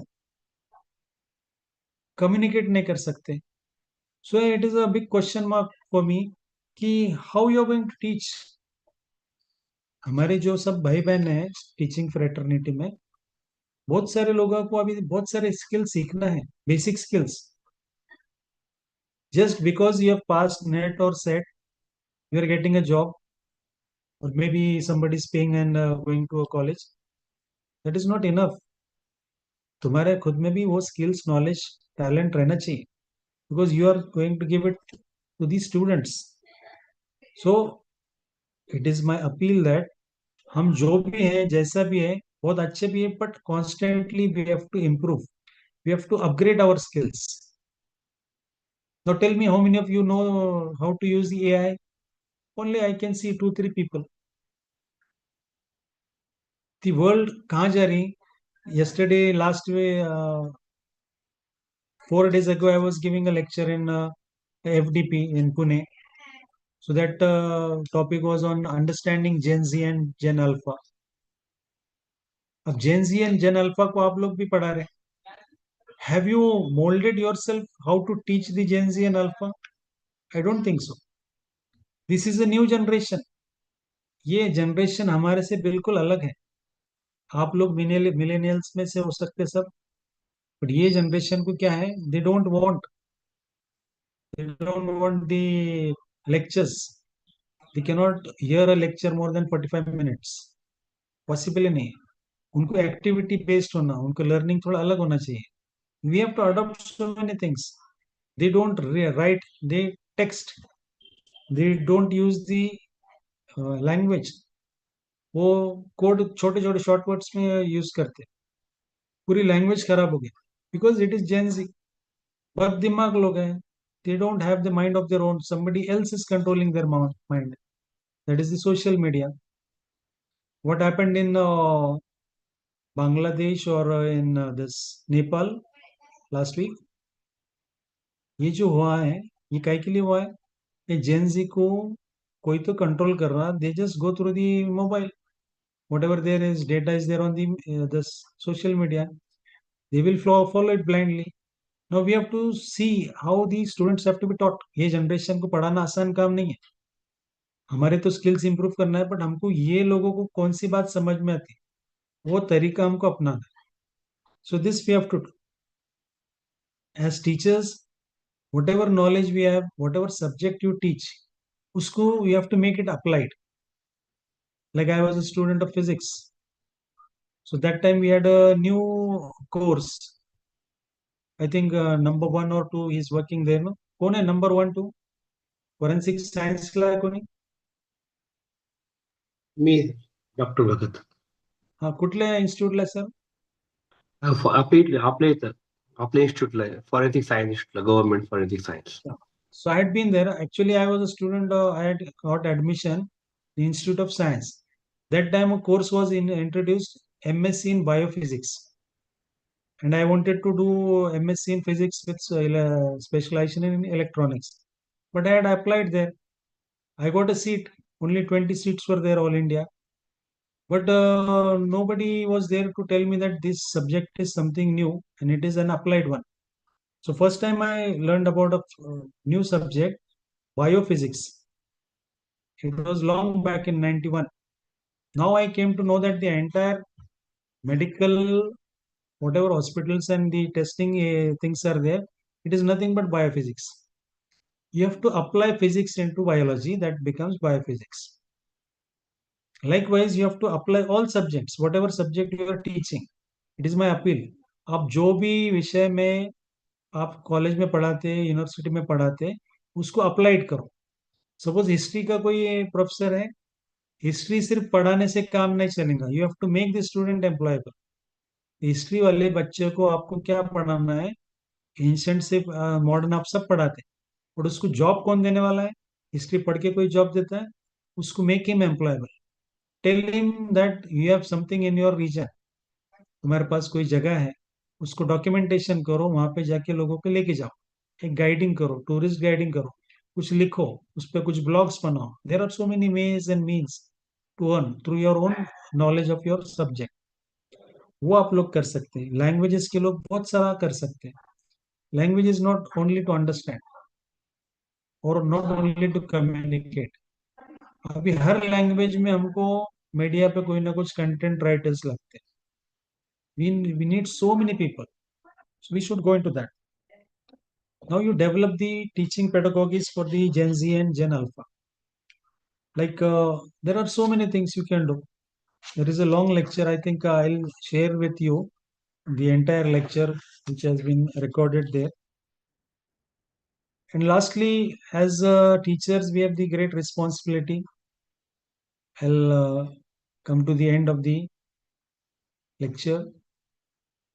We have great responsibility, and as teachers, what we have to do. I'll just quote two people, Swami Vivekananda. Education must make the students self-reliant and help them facing the challenges of life. As you are aware about Swami Vivekananda, he has said, education must make the students self-reliant and help them face the challenges of life. As you know that Swamiji, his birthday is celebrated as the National Youth Day in India. And so many of his, we can say, philosophies are being referred always. But I'll come to a very important personality in the Indian history, and I'll quote him. You might not have heard this quote before. It is about Dr. B.R. Ambedkar. Only one quote. It was in 1951 in Elphinstone College, Mumbai, that time Bombay. Dr. Ambedkar, while addressing the students of Elphinstone College, he has said that the universities and colleges are sacred abodes of learning and research. The professors and students, they should meet the challenges and requirements of the modern society by production and as well as application of knowledge.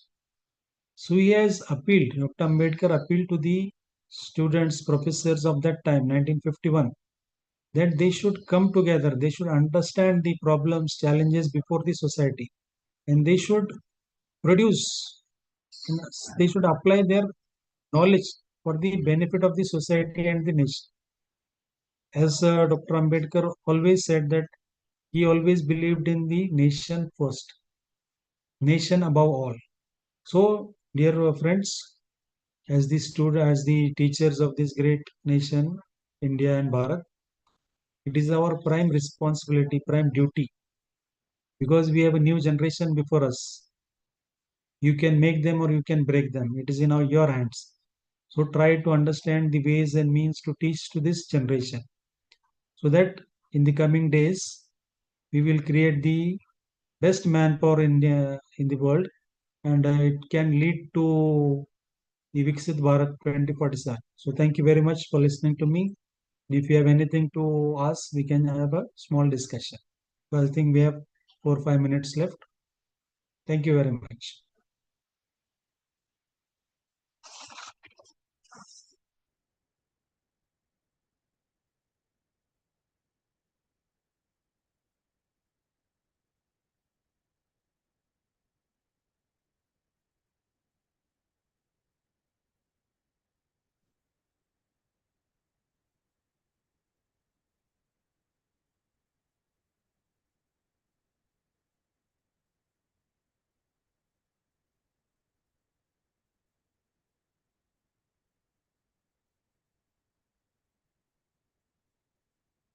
Okay then. Hello, hello participant. There any question? Please ask question. Now forum is open for discussion.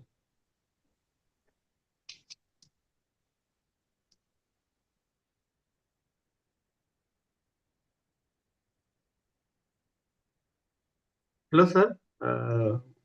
Yeah, please.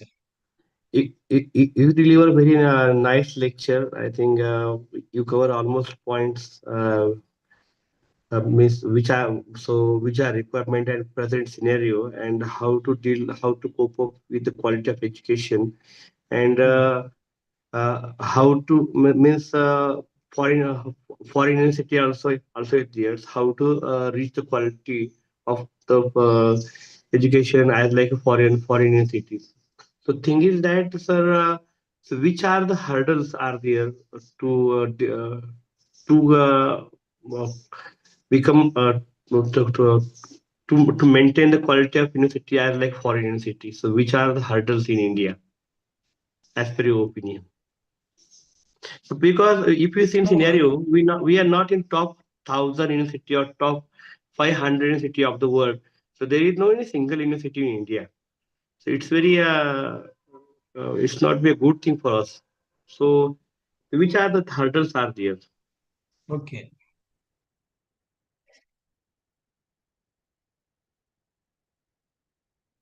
It is a very nice question. Sir has mentioned that we are not in the first thousand universities in the world in QS ranking. So again, introspection, why we are not in the 1,000? Why we are not in the 2,000? The point is that the system is different. So I'll not go into that system. But in that system, the requirements says that infrastructure, there are certain parameters like if you know, I was the director of the IQS of this university and I had 450 colleges under me. So I have studied this aspect. So where we are lagging behind because we don't have the required infrastructure, especially in the colleges, in the rural colleges. The infrastructure is not there. Again, the teachers, number of teachers, the student teachers ratio is not there, right? But above all, what we feel that the placement is very important. Placement again, we are very bad. But above all, in these QS ranking, research is a very important component. And in research, we are far behind. We are very far behind. Like only I can see Chandigarh University and 1, 2 IITs who are there after the 1,000 rank, or sometimes they are in the 1,000. So basically, research and the quality of research. It is not your writing a research paper or doing a research project which has no meaning, which has no research outcome. Your paper has to be published in a particular quality journal. And in that journal also we have the Q1, Q2, Q3 journals with a very high impact factor. So for that also, the teachers have to take efforts. The researchers have to take efforts.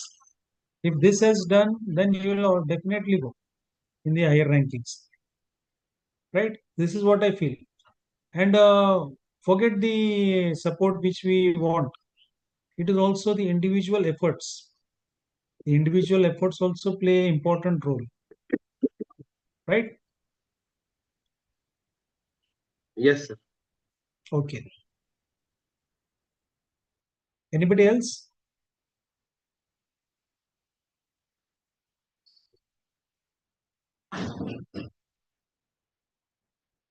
Roll number 10, proceed for vote of thanks.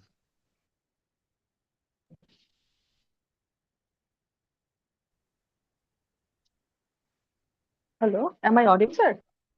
Yes, madam. Hello, am I audible? Yes, ma'am. Okay, okay. Thank you, sir. Good afternoon to everyone present here. I am Navashruti Pal, Assistant Professor of Northeast Frontier Technical University, and my roll number is 10. It is indeed my privilege and honor to propose the vote of thanks on this special session. First and foremost, I extend the deepest gratitude to our esteemed resource person, Professor Rajesh Ragde sir, for sharing his profound knowledge and insight on the Indian knowledge system. Your thought and provoking session has not only enlightened us, but also inspired us to rethink the relevance and the application of IKS in today's academic and social context than historical context than technological context also. We are truly grateful for your time, your guidance, as well as encouragement. I also wish to express my heartfelt thank you to the participants for their active engagement, thoughtful questions, and enthusiastic presence. Your participation has added immense value to this program. A special word of appreciation goes to the organizing committee of Baba Sahib Ambedkar Marathwada University, Chhatrapati Sambhajinagar, for their planning and tireless efforts in making this event possible. Your dedication has ensured the smooth and successful conduct of today's program. In the conclusion, I once again thank everyone present here for making this academic gathering meaningful as well as memorable. Thank you all. Jai Hind. Thank you, sir. Jai Hind. Jai Hind, sir. Jai. 。 。 。 。 。 。 。 。 。 。 。 。 。 . 。 。 。 。 . 。 。 。 。 . 。 。 。 。 。 。 。 。 。 。 。 。 。 。 。 。 。 。 。 。 。 。 。 。 。 。 。 。 . 。 Jai Hind.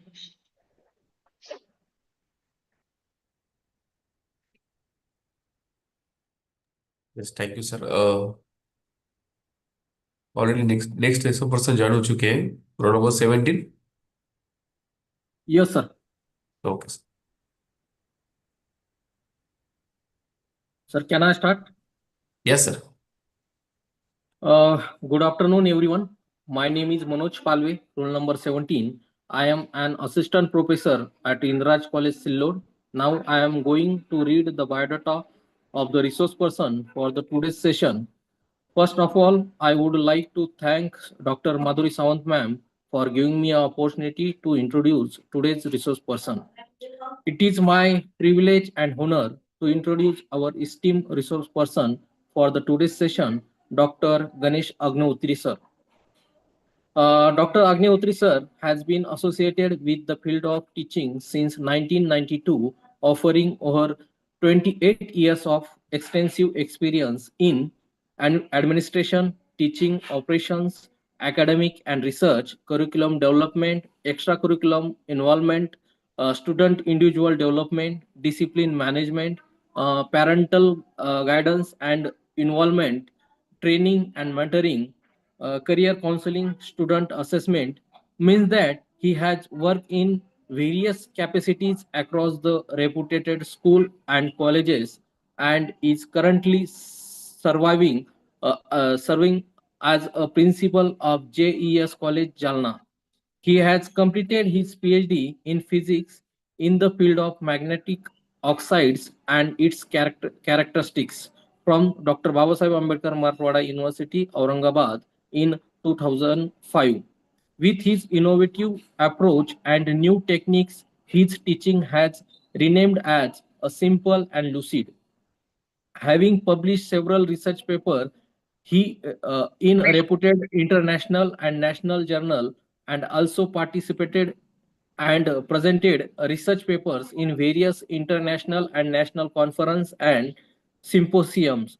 He has been awarded national and international patent for his research. He has also been associated with NAC as a assessor. He is also appointed Honorable Chancellor Maharashtra as a member of Academic Council for Dr. Babasaheb Ambedkar Marathwada University, Chhatrapati Sambhajinagar. He is also engaged in teacher training program as a resource person with many organizations and NGOs.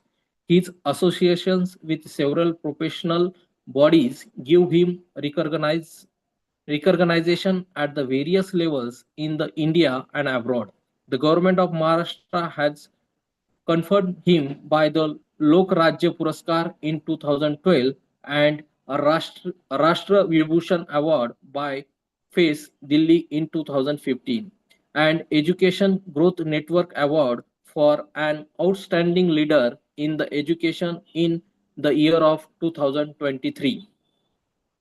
With such an illustrious career marked by the academic and research contribution and dedicated service to the education, we are truly honored to have Dr. Ganesh Agnihotri sir with us today.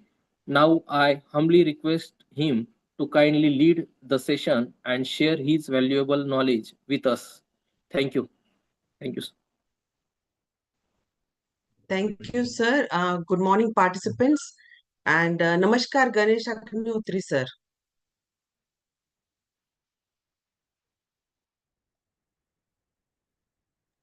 Namaskar. Namaskar, sir. Sir, we welcome you in this particular forum of the refresher course. I request you to please commence your lecture, sir. Sure. Thank you. Thank you very much. Can I share the screen?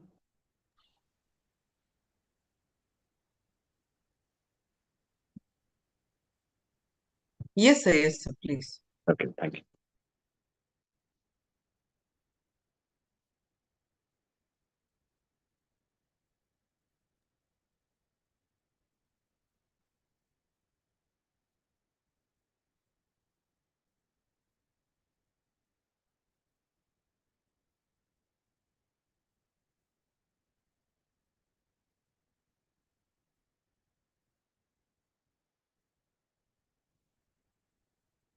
Am I audible? Am I visible? Yes, sir. Yes. Okay, great. A very big thanks to one and all present here. And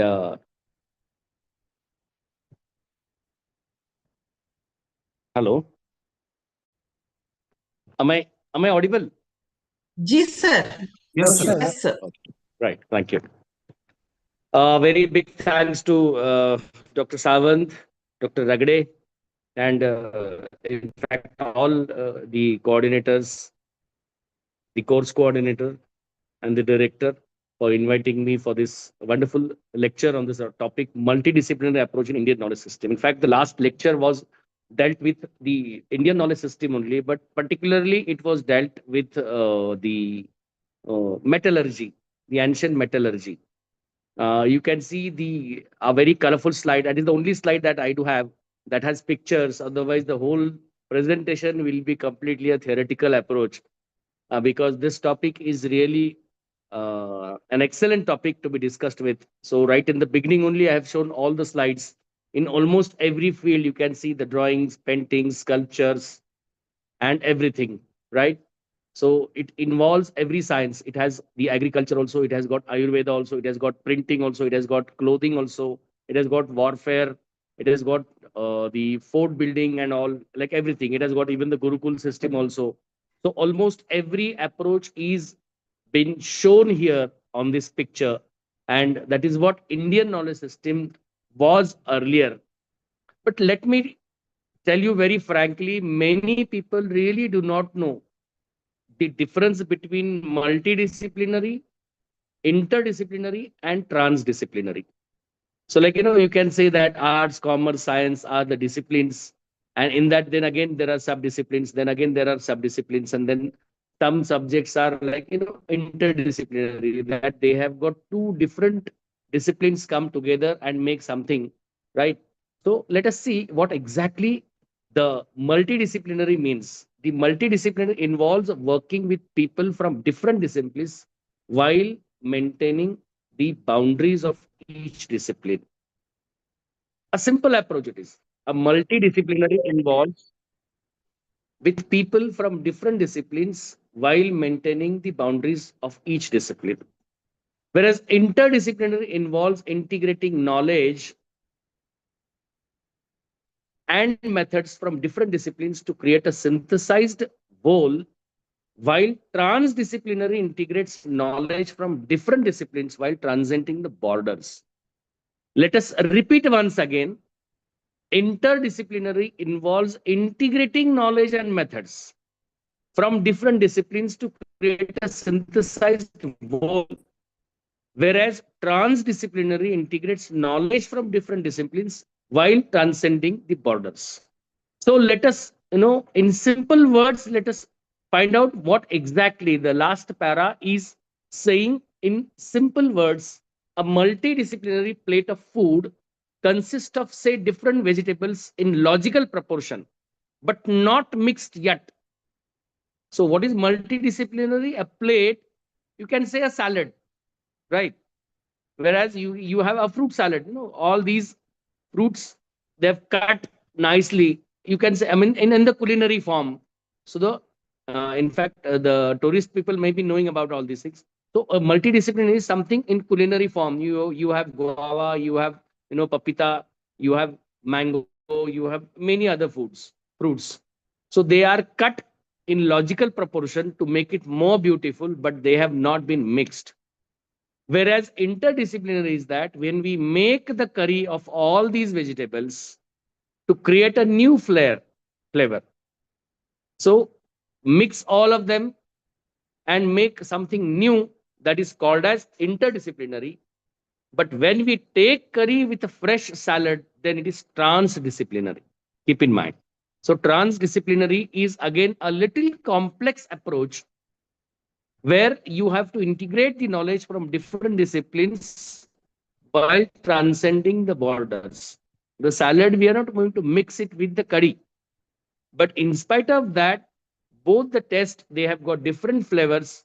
But when we take together, it has got a different dish, different taste we do have.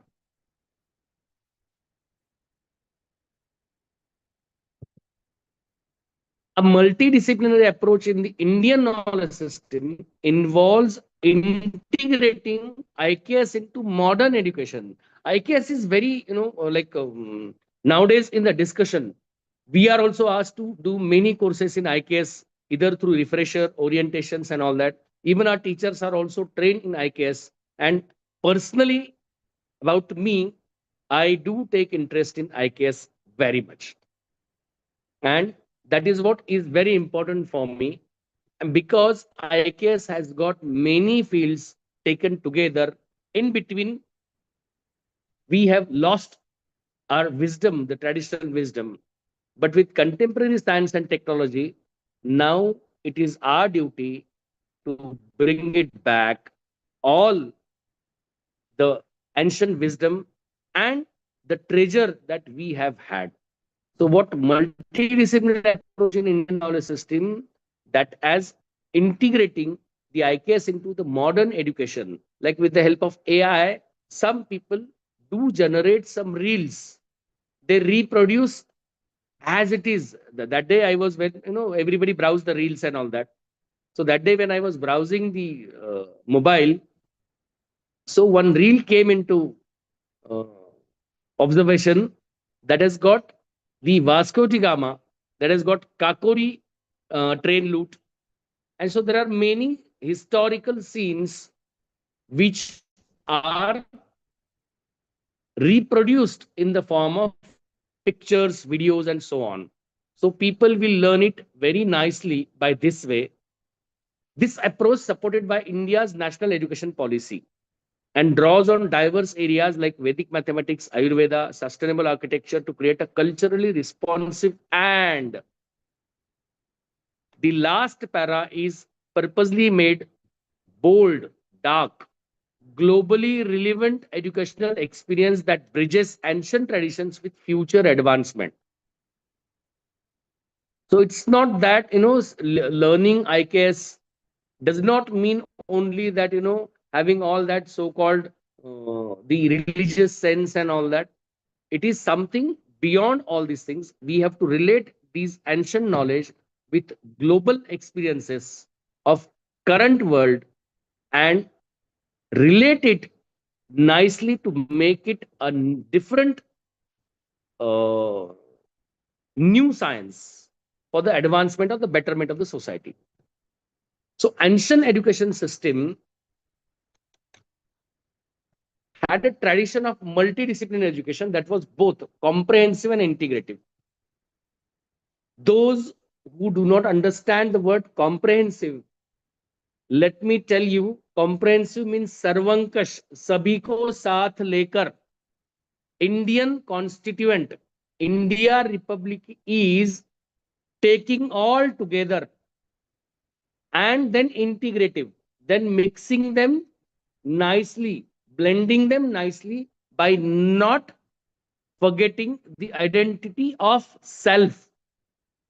So ancient education system was a tradition of multidisciplinary education by not forgetting its own identity, but has a more comprehensive approach, and it was really integrative. Like in case, in the Gurukul system also, you could see Nalanda, Takshashila, the formations, a lot of text and lot of literature, books are available on Nalanda, Takshashila, and then there are many universities, Vallabhi and all. They have clearly mentioned what kind of studies they did have during that time. And in spite of all the studies with specialized approach, super specialized approach, they have got more integrative pattern of education. So although it may not have been structured in the same way as modern education system, particularly Vedic, Mauryan and Gupta period, there are separate books available for Vedic education, Mauryan type of education, and Gupta periods education. Though you might not discriminate the difference between these three periods, but you can clearly get an indication what kind of education we have had during that time. So it has emphasized the development of a wide range of knowledge across various fields, including philosophy, science, arts, mathematics, medicine, and spirituality. See, the philosophy, science, arts, mathematics, medicine, and spirituality. All these are basic sciences.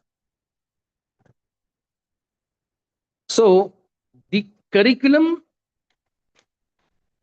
at Gurukuls included grammar, poetry, music, arts, logic, mathematics, astronomy, medicine, and spiritual teachings too. Some students would also study military sciences even.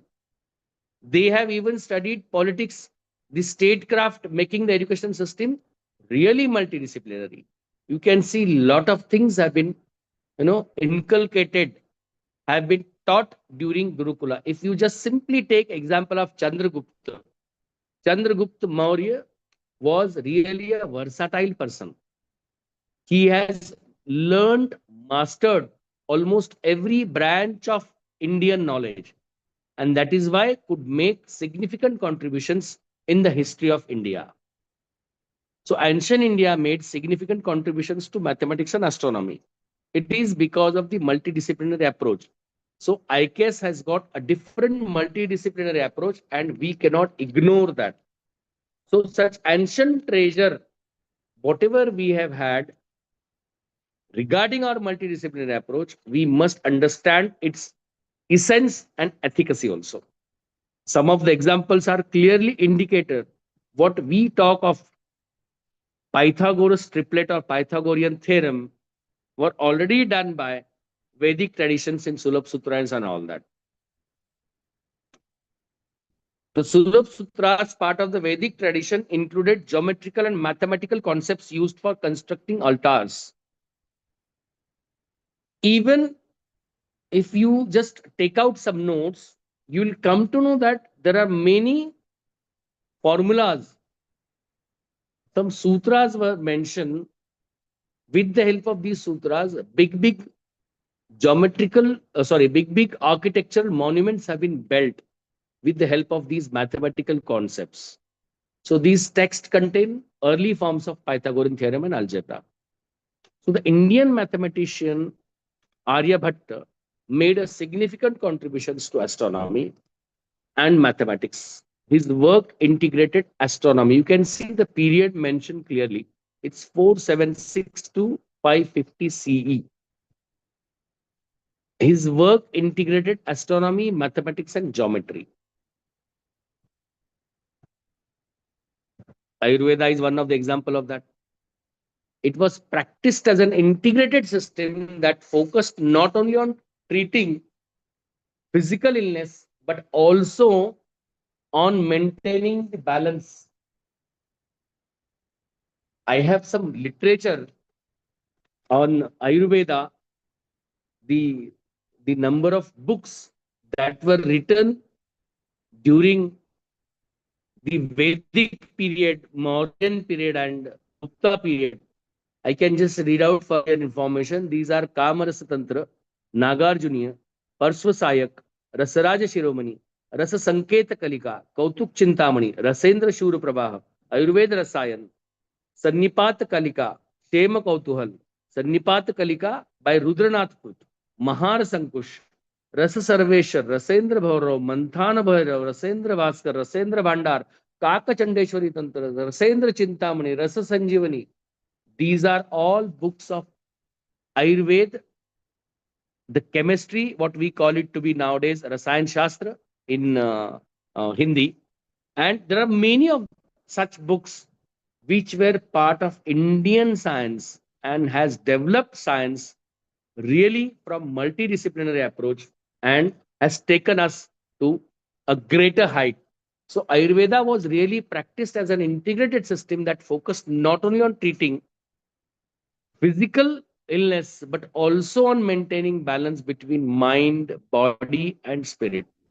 So this holistic approach to health involved elements of philosophy, biology, and ethics. Nowadays, a very famous field is going on called as ethics in nanotechnology.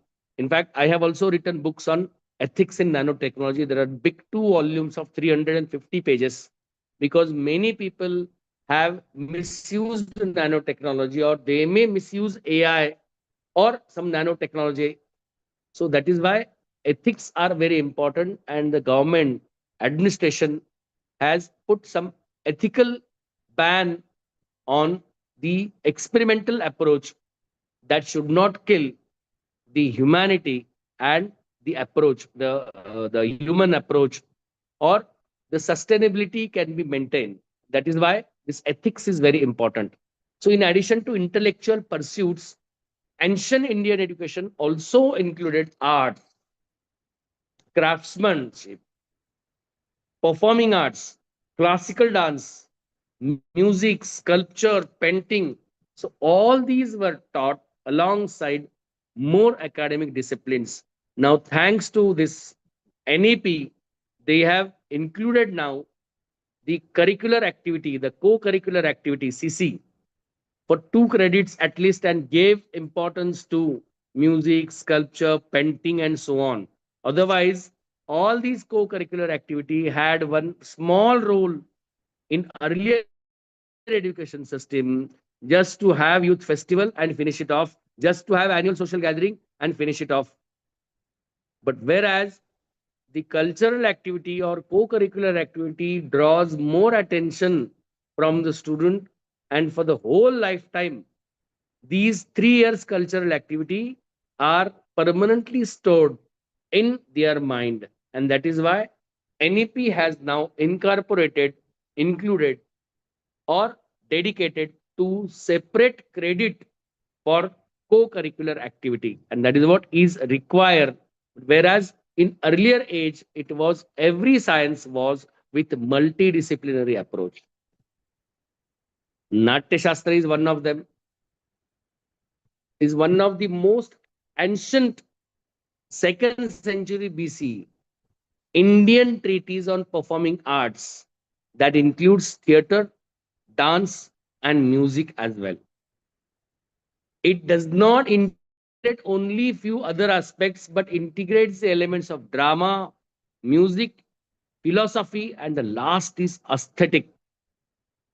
JJ Udatt, Tete Amuze. It means that whatever is beautiful, whatever is comprehensive, whatever is integrated is all definitely very cool, calm to our eyes, to our, the mind, to our body, to our soul. And that is why aesthetic is not only one word limited to mind, body, or soul. It is limited to the sustainable approach as a whole. For the world also, it is applicable. So the tradition of Vastu Shastra, architecture, combine elements of geometry, astronomy, design, and art. I can show you one book called Prachin Mandire, Murti and Bhavashilpe. This book has got tremendous information about the architecture and the sculptures. I have not purposely chosen any slide that shows the picture, because in earlier presentation I had shown almost everything. You must be knowing the Rani Ki Vav, the only man-made object that is built underground, I think, for more than 7 floors. So 7 underground floors are there in Rani Ki Vav, and it is so unfortunate that it was excavated some 30, 40, 50 years back. So our whole ancient knowledge was buried, and we have to excavate it, find out, and Government of India and as a whole India requires the young people, the young mind that converts, integrate all these knowledge and come with the modern approach. And that is why all these refresher courses are being arranged. The ancient Indian architecture, especially in temples, reflect this multidisciplinary approach. There are many books based on temple. One temple runs the whole village. There is one book called Templenomics, the economics behind temple. And that is why from Muhammad Ghazni till now, the temples are being looted, because people have got their own religious faith, and they do everything for the God. So what I mean to say that all these things play very important role with emphasis on not just physical design, but also its spiritual and symbolic meaning. So ancient Indian architecture has got different approach at all. Different approach at all.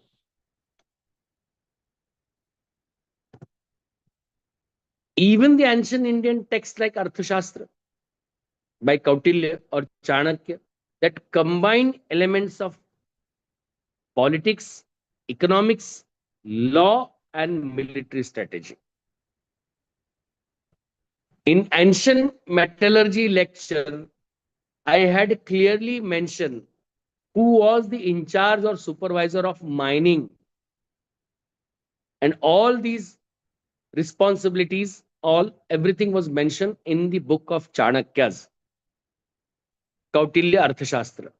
So Chanakya has seen 4 fields of subjects called politics, economics, law, and military strategy. The Arthashastra presents a real multidisciplinary approach to governance, including the management of resources, welfare of the people, legal frameworks, and organization of the military. Somehow, while studying economics, I came across one sentence of the father of economics. Some may differ to me what I am saying, but let me boldly state that the Adam Smith has clearly mentioned in the beginning of his economics book that extract the earth's resources to the fullest for the mankind. Whereas our ancient Arthashastra says one should not extract the resources only for the mankind, but for Vasudhaiva Kutumbakam. It is Sarvepi Sukhinas Santu, Sarve Santu Niramaya.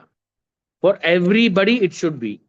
So it was more comprehensive, more legal, more ethical, and that is the reason we do have lots of environmental problems nowadays. Now people are going back to our own sciences and learning the sustainable approach of development. We are fighting a lot about all these things. In fact, some may differ, but India is becoming a dustbin for all these developed nations. Coincidentally, India is now developing country. So definitely, of course, there are many challenges. I dare to say that it is a developing country. But in spite of all that odds, in spite of all these odds, we have got so many other approaches, so many other things which are still buried under the earth. Behind the screen they are. There are many dharmashastras, manusmritis that includes law with ethics, politics, social structure, and ancient Indian education system that often included teaching these interconnected. If you just go through the Lord Buddha's period, you can see there are many republicans during Mahajanapad. Vajjis was one of the oldest republic in the world. It's almost 2,600 years, I think, if I'm not wrong, maybe 2,300 or 2,600. So if it is so old like this, means we were more comprehensive, more sustainable, and used to consider everyone's approach. Ancient Indian philosophy developed into several schools such as Vedanta, Sankhya, Yoga, and Nyaya. All these are the branches of ancient education system. Sankhya is philosophy. Yoga, in fact, you know.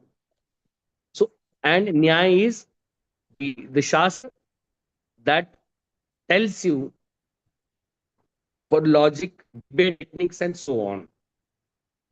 I'll come to it. Each school involved a deep inquiry into metaphysics, ethics, epistemology, and logic. Though these names were quality modern names, but we were having all these things from metaphysical approach, from ethical approach, from epistemological approach, and from logical approach. So the Nyaya school, for example, contributed significantly to the development of logic and debate techniques. Nowadays, in this period of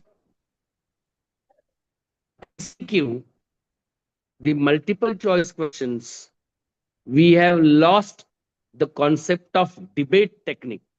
So what I feel is that if you are taking the test of the students, why don't you ask them to elaborate the long answer questions, use long answer questions, use short answer questions. You can definitely use the evaluatory aspect from MCQ, but MCQ test something else, whereas the long answer questions, the descriptive approach tests something else. And we had both the evaluation system even during that time also. In fact, that enhances the critical thinking and inquiry. These two are the part of sustainable development goals in 21st century. Jobs will be offered to those who are good at critical thinking and with interdisciplinary approach in their education. So philosophers like Patanjali and Kapil Muni from Sankhya Yoga offered systems that combine ethics, spirituality, metaphysics, and practical knowledge of human mind. Every slide is very important. Every word is very precious. And that is why it's more of theoretical than images. Philosophers like Patanjali had written a lot of things on Yoga Shastra.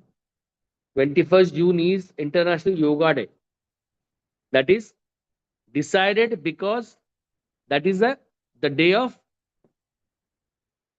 12 hours, night at 12 hours, the longest day, Earth. Offered systems that combine ethics. So this combined ethics, spirituality, metaphysics, practical knowledge of human mind. So ancient India, well-established centers of higher learning. Those who are interested in books, please go to the net. Please go through different libraries of National Library, in fact, or even the Central University's library. Why? In fact, those who are attending this refresher and interested to know about our own library, Dr. Babasaheb Ambedkar Marathwada University, it has got details about Nalanda, Takshashila, and all other universities. These universities were established some 400 years before Christ, had scholars from diverse fields of mathematics, astronomy, medicine, law, linguistics, and philosophy came together. So these institutions often offered a multidisciplinary education that has integrated religious, scientific, and cultural knowledge. So the renowned University of Nalanda attracted many scholars from around the world. You know many people, those who have come from China, Japan, and some other countries, Indonesia, and all that. So its curriculum was comprehensive, encompassing subjects. These two words are again different. Comprehensive altogether, encompassing, considering the subject-wise approach that is needed for this, such as logic, theology, philosophy, linguistics, and medicine. The medicinal chemistry, the chemistry, the philosophy of chemistry, the chemistry of logic, or sorry, the logic of chemistry. So these two interdisciplinary approaches, they have written many books based on this. And I think Nagarjuna should be credited for making chemistry to be very popular. I think he was in during both the period. So ancient education system or ancient education was highly interdisciplinary blending spiritual, philosophical, scientific, and practical knowledge into a holistic system. Education was designed to shape the individual not just in intellectual pursuits, but in moral, social, spiritual dimensions as well. So, this integrated approach reflects a deep understanding of how different aspects of knowledge could inform and enrich one another, promoting a well rounded and holistic education. These three paras shows different approach. I'll read it for you. It was highly interdisciplinary, blending spiritual, philosophical, scientific, and practical knowledge into a holistic system. What was the aim, the outcome of the education in early period? It used to shape the individual not just in intellectual pursuits, but in moral, social, and spiritual dimensions as well. And that may be the reason why Indians were looted several times, but still they could retain their culture a lot.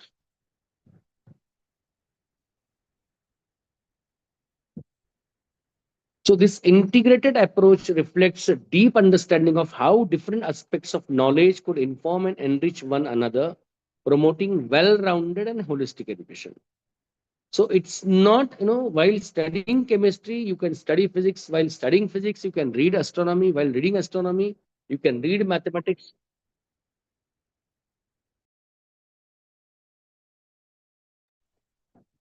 One minute, just a minute.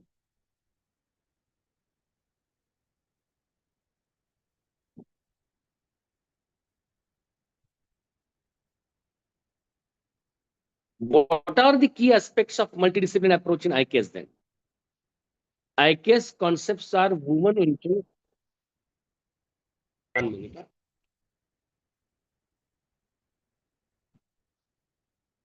Am I audible? Hello?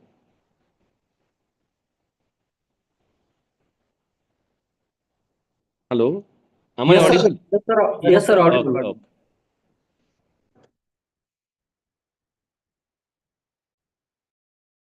Integration with modern science, the IKS concepts are woven into existing fields like management, digital technology, design, healthcare, and environmental science, showing how traditional knowledge can inform these modern challenges. In fact, if you look behind and go through various concepts, there are several websites and several agencies that are working to integrate these modern disciplines with our ancient treasure of knowledge.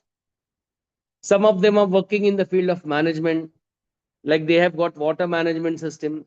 Some of them are working in digital technology to keep the knowledge in different forms. Some of them are working in design. Some of them are working in healthcare, environmental science. Traditional knowledge could well be blended with modern challenges. If simply I take example of healthcare, I'm really impressed by the approach of Ayurveda. For me personally, if I take example, I have not had at least, a 10 gram or you can say 100 grams of tablet throughout my life of 50 years span. I do not go for any allopathy treatment since I know healthcare. I treat them either by the help of Ayurveda or by naturopathy. So traditional knowledge boosts with the help of these modern challenges. So it is your duty to incorporate, include more example from our ancient treasure.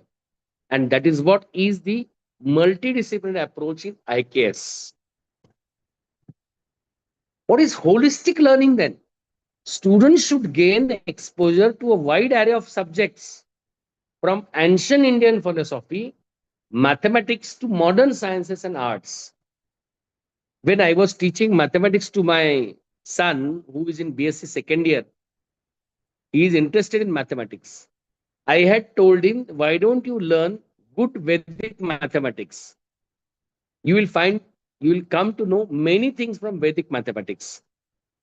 So I gave him the example of what we call it to be a Pascal triangle, which was earlier from the Sulabh Sutra and all that. The Pascal triangle is one of the best examples of induction theorem in algebra. So there are various aspects. With the help of this induction theorem, the whole indices are depend, and the algebra is also designed based on these concept of indices, or you can say the ghatank. In Sanskrit, it is called as ghatank. Ghat means on the head, like 2 is square, then cube, like that. So it is root. Critical thinking and problem solving are also one of the goals of Sustainable Development Goal 4.0. So people require problem solving and critical thinking.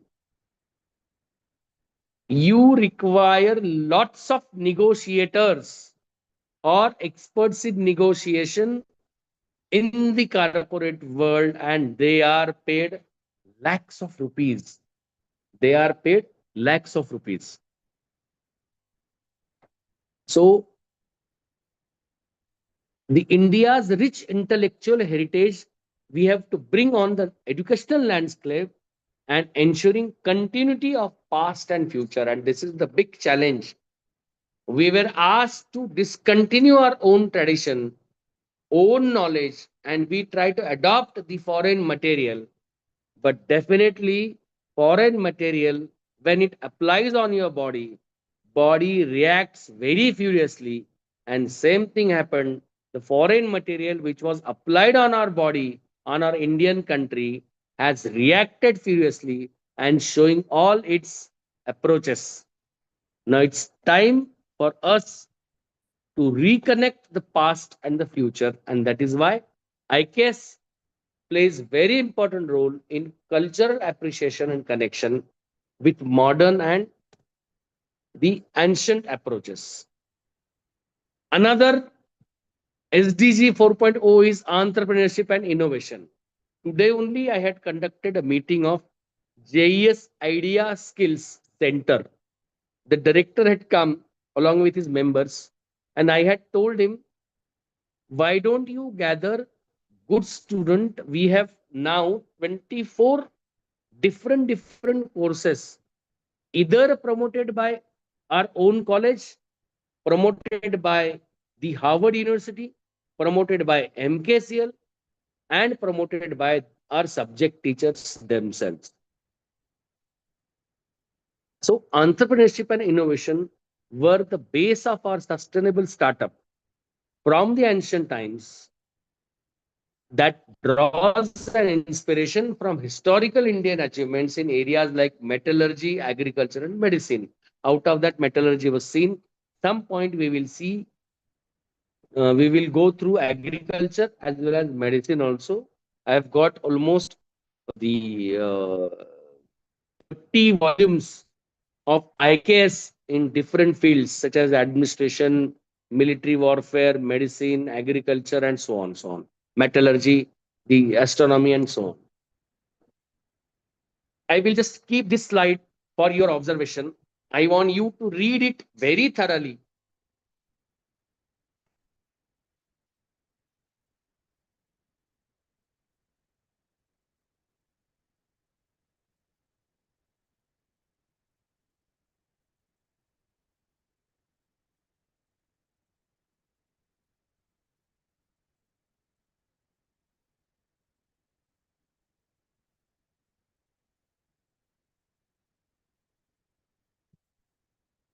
Lots of job opportunities are available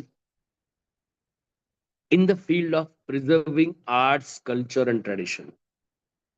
Thousands of opportunities are available in traditional medicine, yogas, and Vedas. Millions of people are earning from yoga practices, the traditional medicines, and so on. The traditional knowledge in mathematics and astronomy takes you to the different world, whereas health and wellness has got also n number of opportunities. And last not but the least is ancient structures and designs. For your information, let me repeat once again that Hemad Pant structure, the architectural design of temples where two big stones are kept on each other, on one another, and then another structure. They have not used any fillers or mortar to build this structure. And that has been invented by the Hemadri Pant, who used to stay hardly 55 kilometers from here, called place Helas, that falls in Mantha Taluka of my own district, Jalna.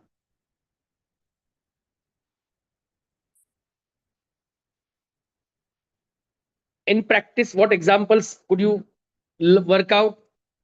The problem solving skills and provides alternative method for mathematical operations. If you have learned Vedic mathematics from multidisciplinary approach, you will have different computational and problem solving skills that provides alternative method for mathematical operations. Data science, data management is one of the best example of these things.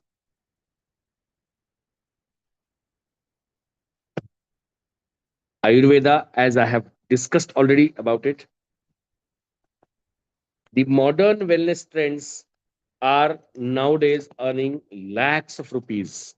Lakhs of rupees. These are very basic things that I am going through. So sustainable technologies,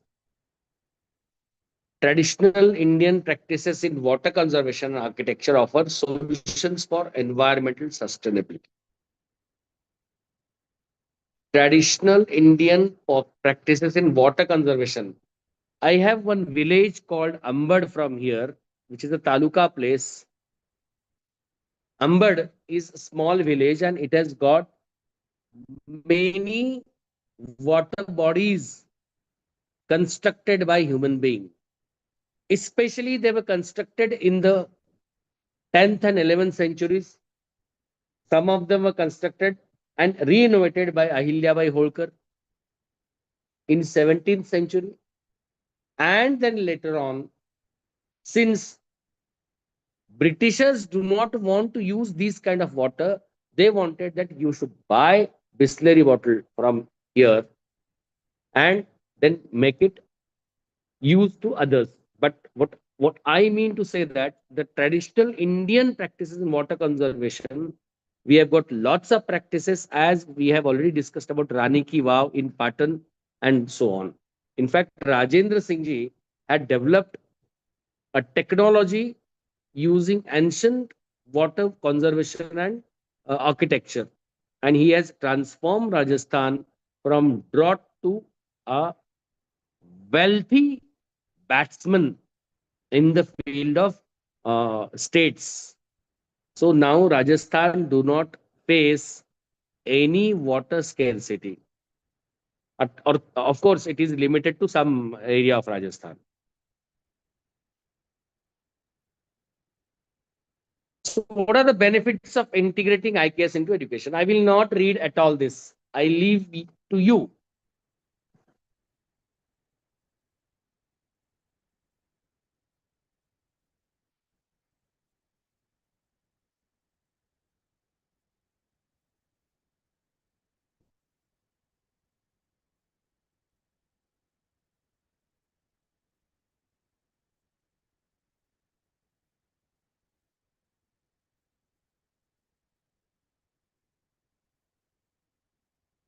So education for holistic and multidisciplinary.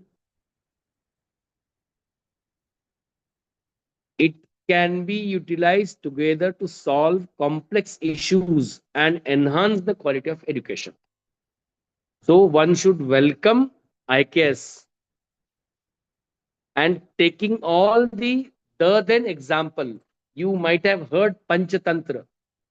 But do you know that Panchatantra is useful to solve many complex issues as far as foreign policy is concerned? That includes export import, that includes trade and commerce, that includes social approaches, that includes administrative and political approaches also. So every small story of Indian literature plays very important role that enhances the quality of education. Unfortunately, IKS came into the discussion some 3-4 years before. So it articulates arts, science, and humanities with the help of Indian knowledge system. Its main aim is to develop critical thinking, creative thinking, and adaptability. So what is critical thinking? What is creative thinking? And what is adaptability? Critical thinking is that in the complex situation, you come out with some solution. Whereas creative thinking is that, like from West, you make best. Or if somebody is developing a program, so that is creative thinking. And adaptability is that accepting as it is and go ahead. Unfortunately, we are not into all these three very much. But NAP will take us to dive into these three regions of education. It links the students with their roots by learning about local tradition, culture, and customs. So this makes education more engaging and meaningful. Normally, what happens is classroom engagement and classroom administration are two different things. These two are different things. So if you want to make the teaching more interested, more comprehensive, and more informed, you must use IKS in your daily lecture that mentions local tradition, that mentions the culture, that mentions the customs. I am not taking you back to 23rd century BC. But what I mean to say that use these knowledge treasure and focus on research, innovation, and skill development that leads to take them to employability.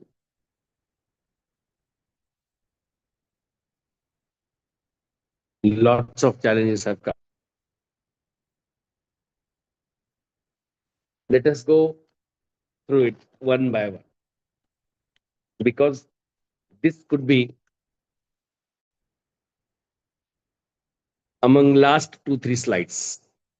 So this slide might take a big time. Challenges in IKS and present situation.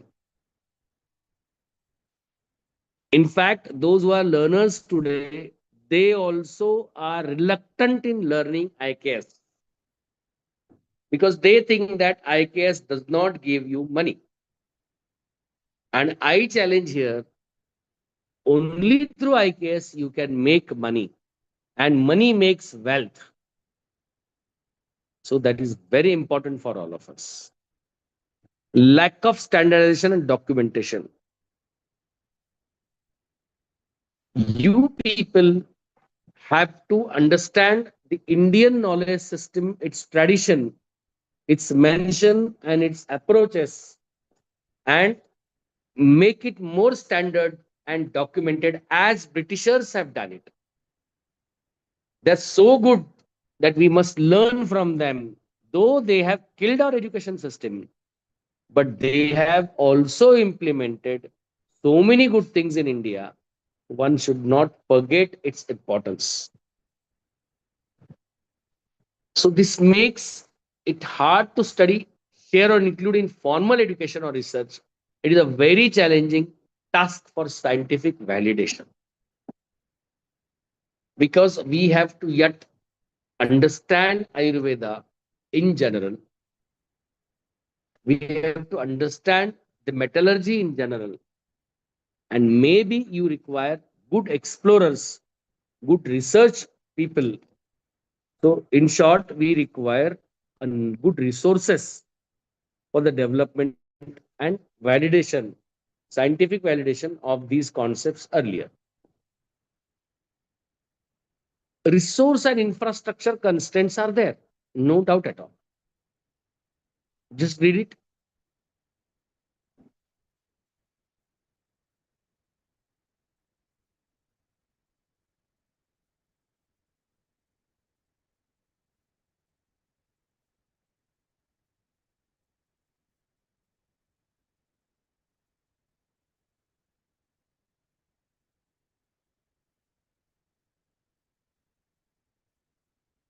Without proper support, valuable practice and wisdom can be lost over a period.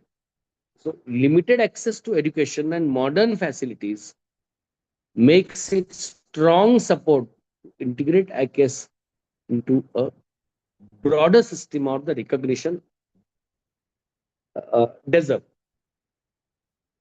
So, we have to build up, we have to make good infrastructure and develop our own resources to understand our own cultural and traditional knowledge treasure. So, what is the normal tendency of a person? Resist change.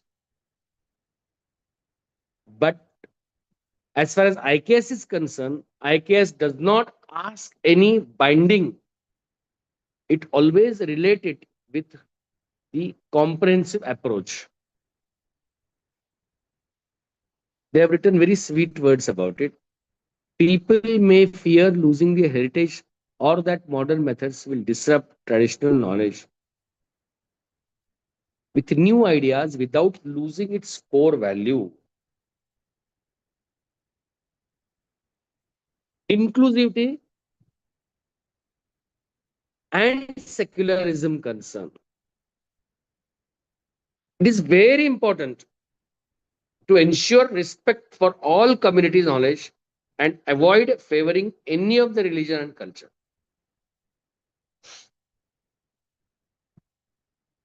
Sometimes cultural and religious bias in certain aspects of IKS may arise. So you have to balance the tradition with inclusive approach that makes IKS widely accepted and useful for all. This is very important. India is a country with lots of difference. But in spite of that, we have a strong literature that shows that we were very good from the beginning. And now also we will be very good very soon. And we'll challenge the global approach also. The last is global competitiveness.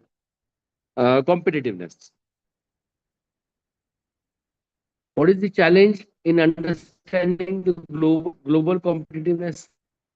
On Monday, I had asked to make the brickwork with the help of cow dung. And it's nicely running near Ajanta. He has booked all the orders till 6 months. There is one brand called Mitti Cool from Ahmedabad.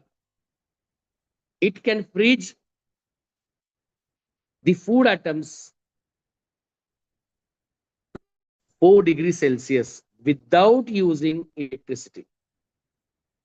Not a single electrical signal is there. So what we require to understand the challenges in IKS and the present situation, just list out lack of standardization and documentation, challenge for the scientific validation, resource and infrastructure constraints, resistance to change, and last is global competitiveness. I had gone through one of the research project, very interesting research project I had gone through. Lot of people are making money for stupid reasons. but still one cannot forget its importance, because we have already said that what we require is the scientific validation. So every process requires scientific validation. Once it is scientifically been proved, then it is very easy to inculcate IKS into their mind, right?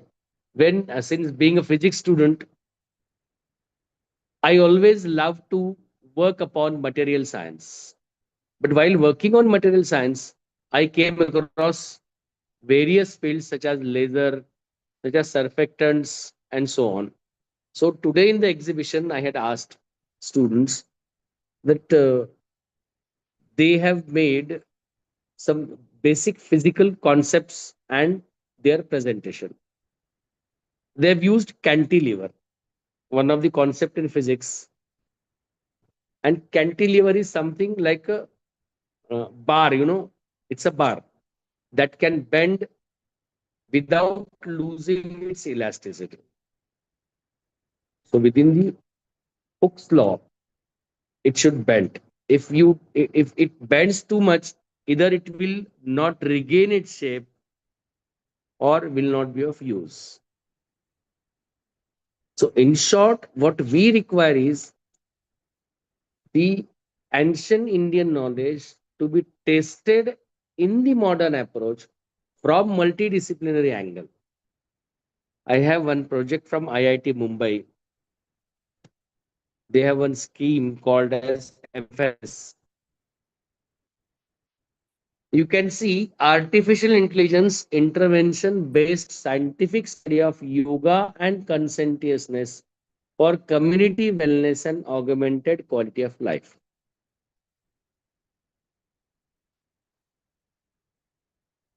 Read this para, this is very, very important para.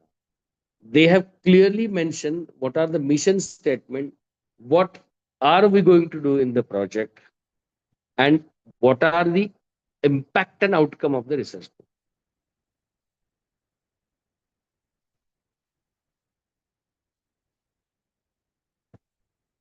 What is the mission statement here? To study impact of yoga on mental well-being and consciousness and sleep quality.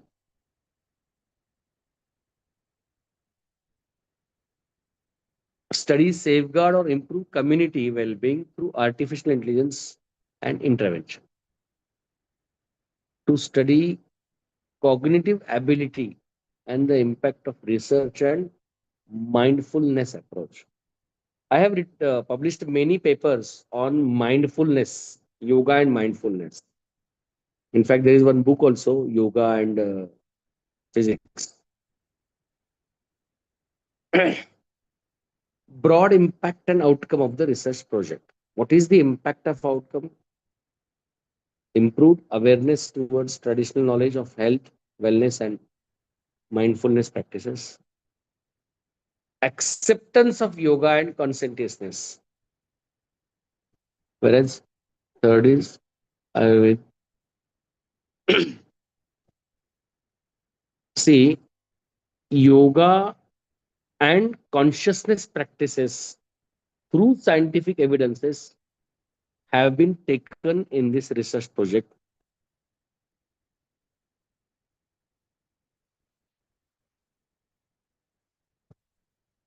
This is nothing but EEG of a person who is doing meditation. So this picture was taken from meditation and it is through EEG from IIT Mumbai.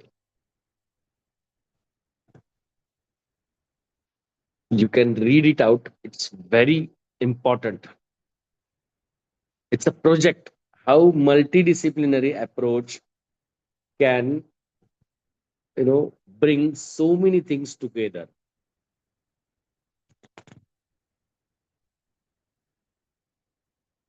The project was to study meditation and brainwave patterns.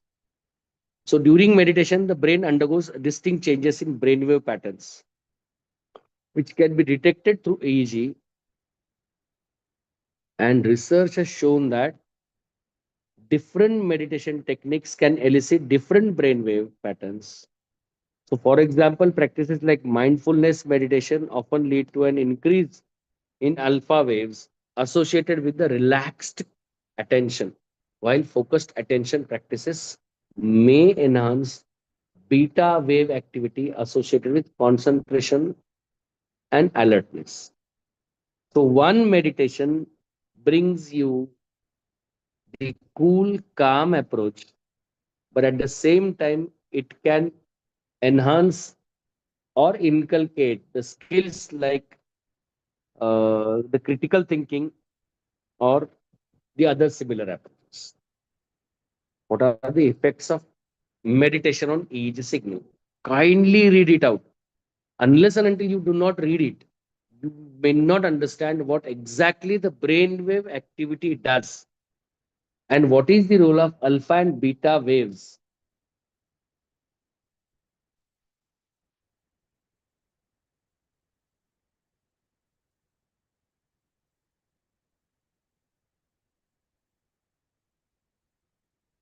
Coherence and synchrony between different brain regions. See, uh, the filthy food, the street food, and the homemade food. There is a difference.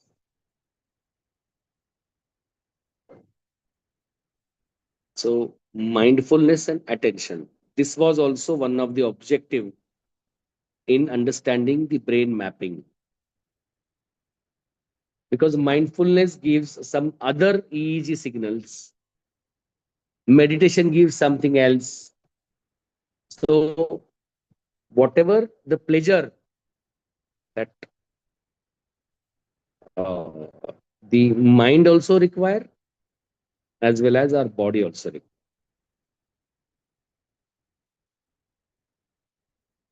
You can see states of consciousness, neuroplasticity, which is a long-term effect, and brain mapping and EEG electrode localization. The since the slides are really visible, please read it. The consciousness, neuroplasticity, brain mapping, and EEG localization.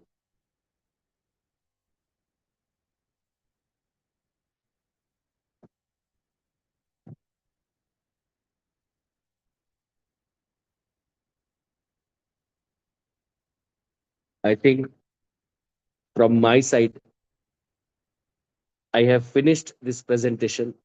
This is what they have observed. I've got a lot of other material also, but let me not go into much details of it because our topic was the multidisciplinary approach at IKS. So I'll go back to again the first slide. Who can identify the structures, the process, the chemistry, and so on. If anybody has any doubt, please let me know. We will definitely try and interact. Thank you very much.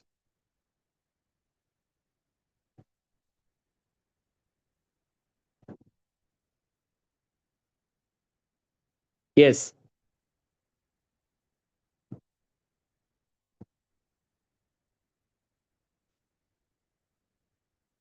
Anybody has a doubt?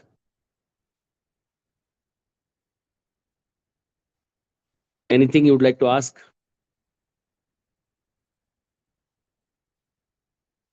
Should I stop sharing?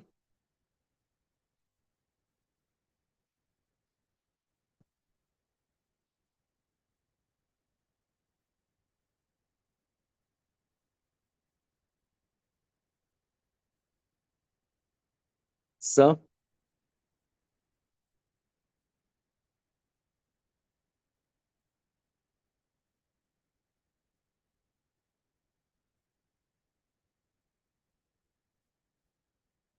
Anybody from HRD?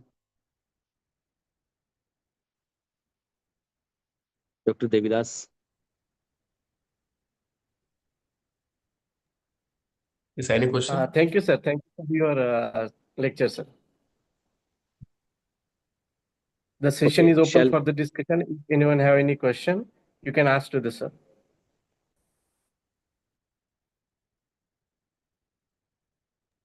I think, sir, there is no question.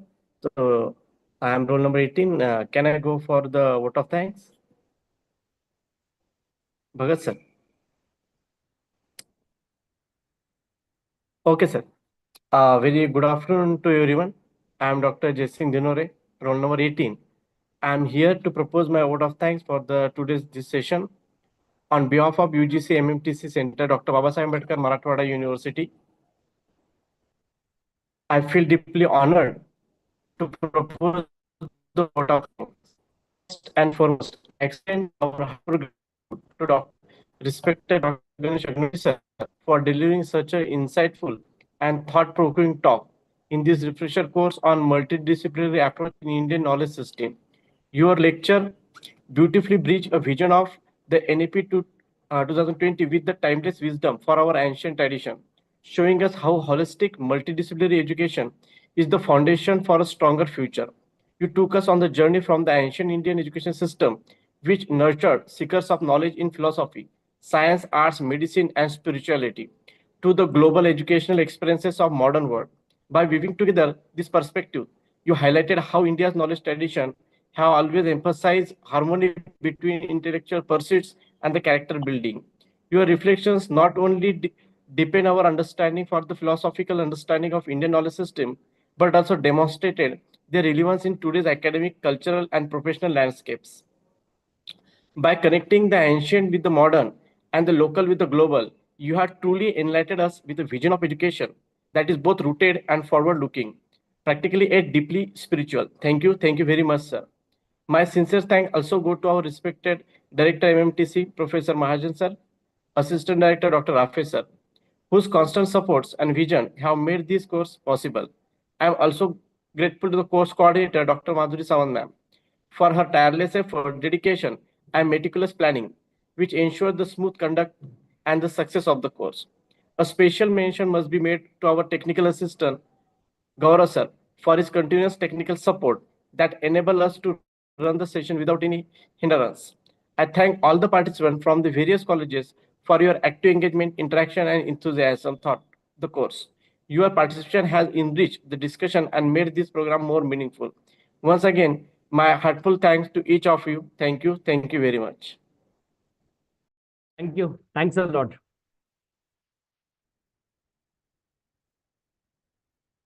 Thank you, sir.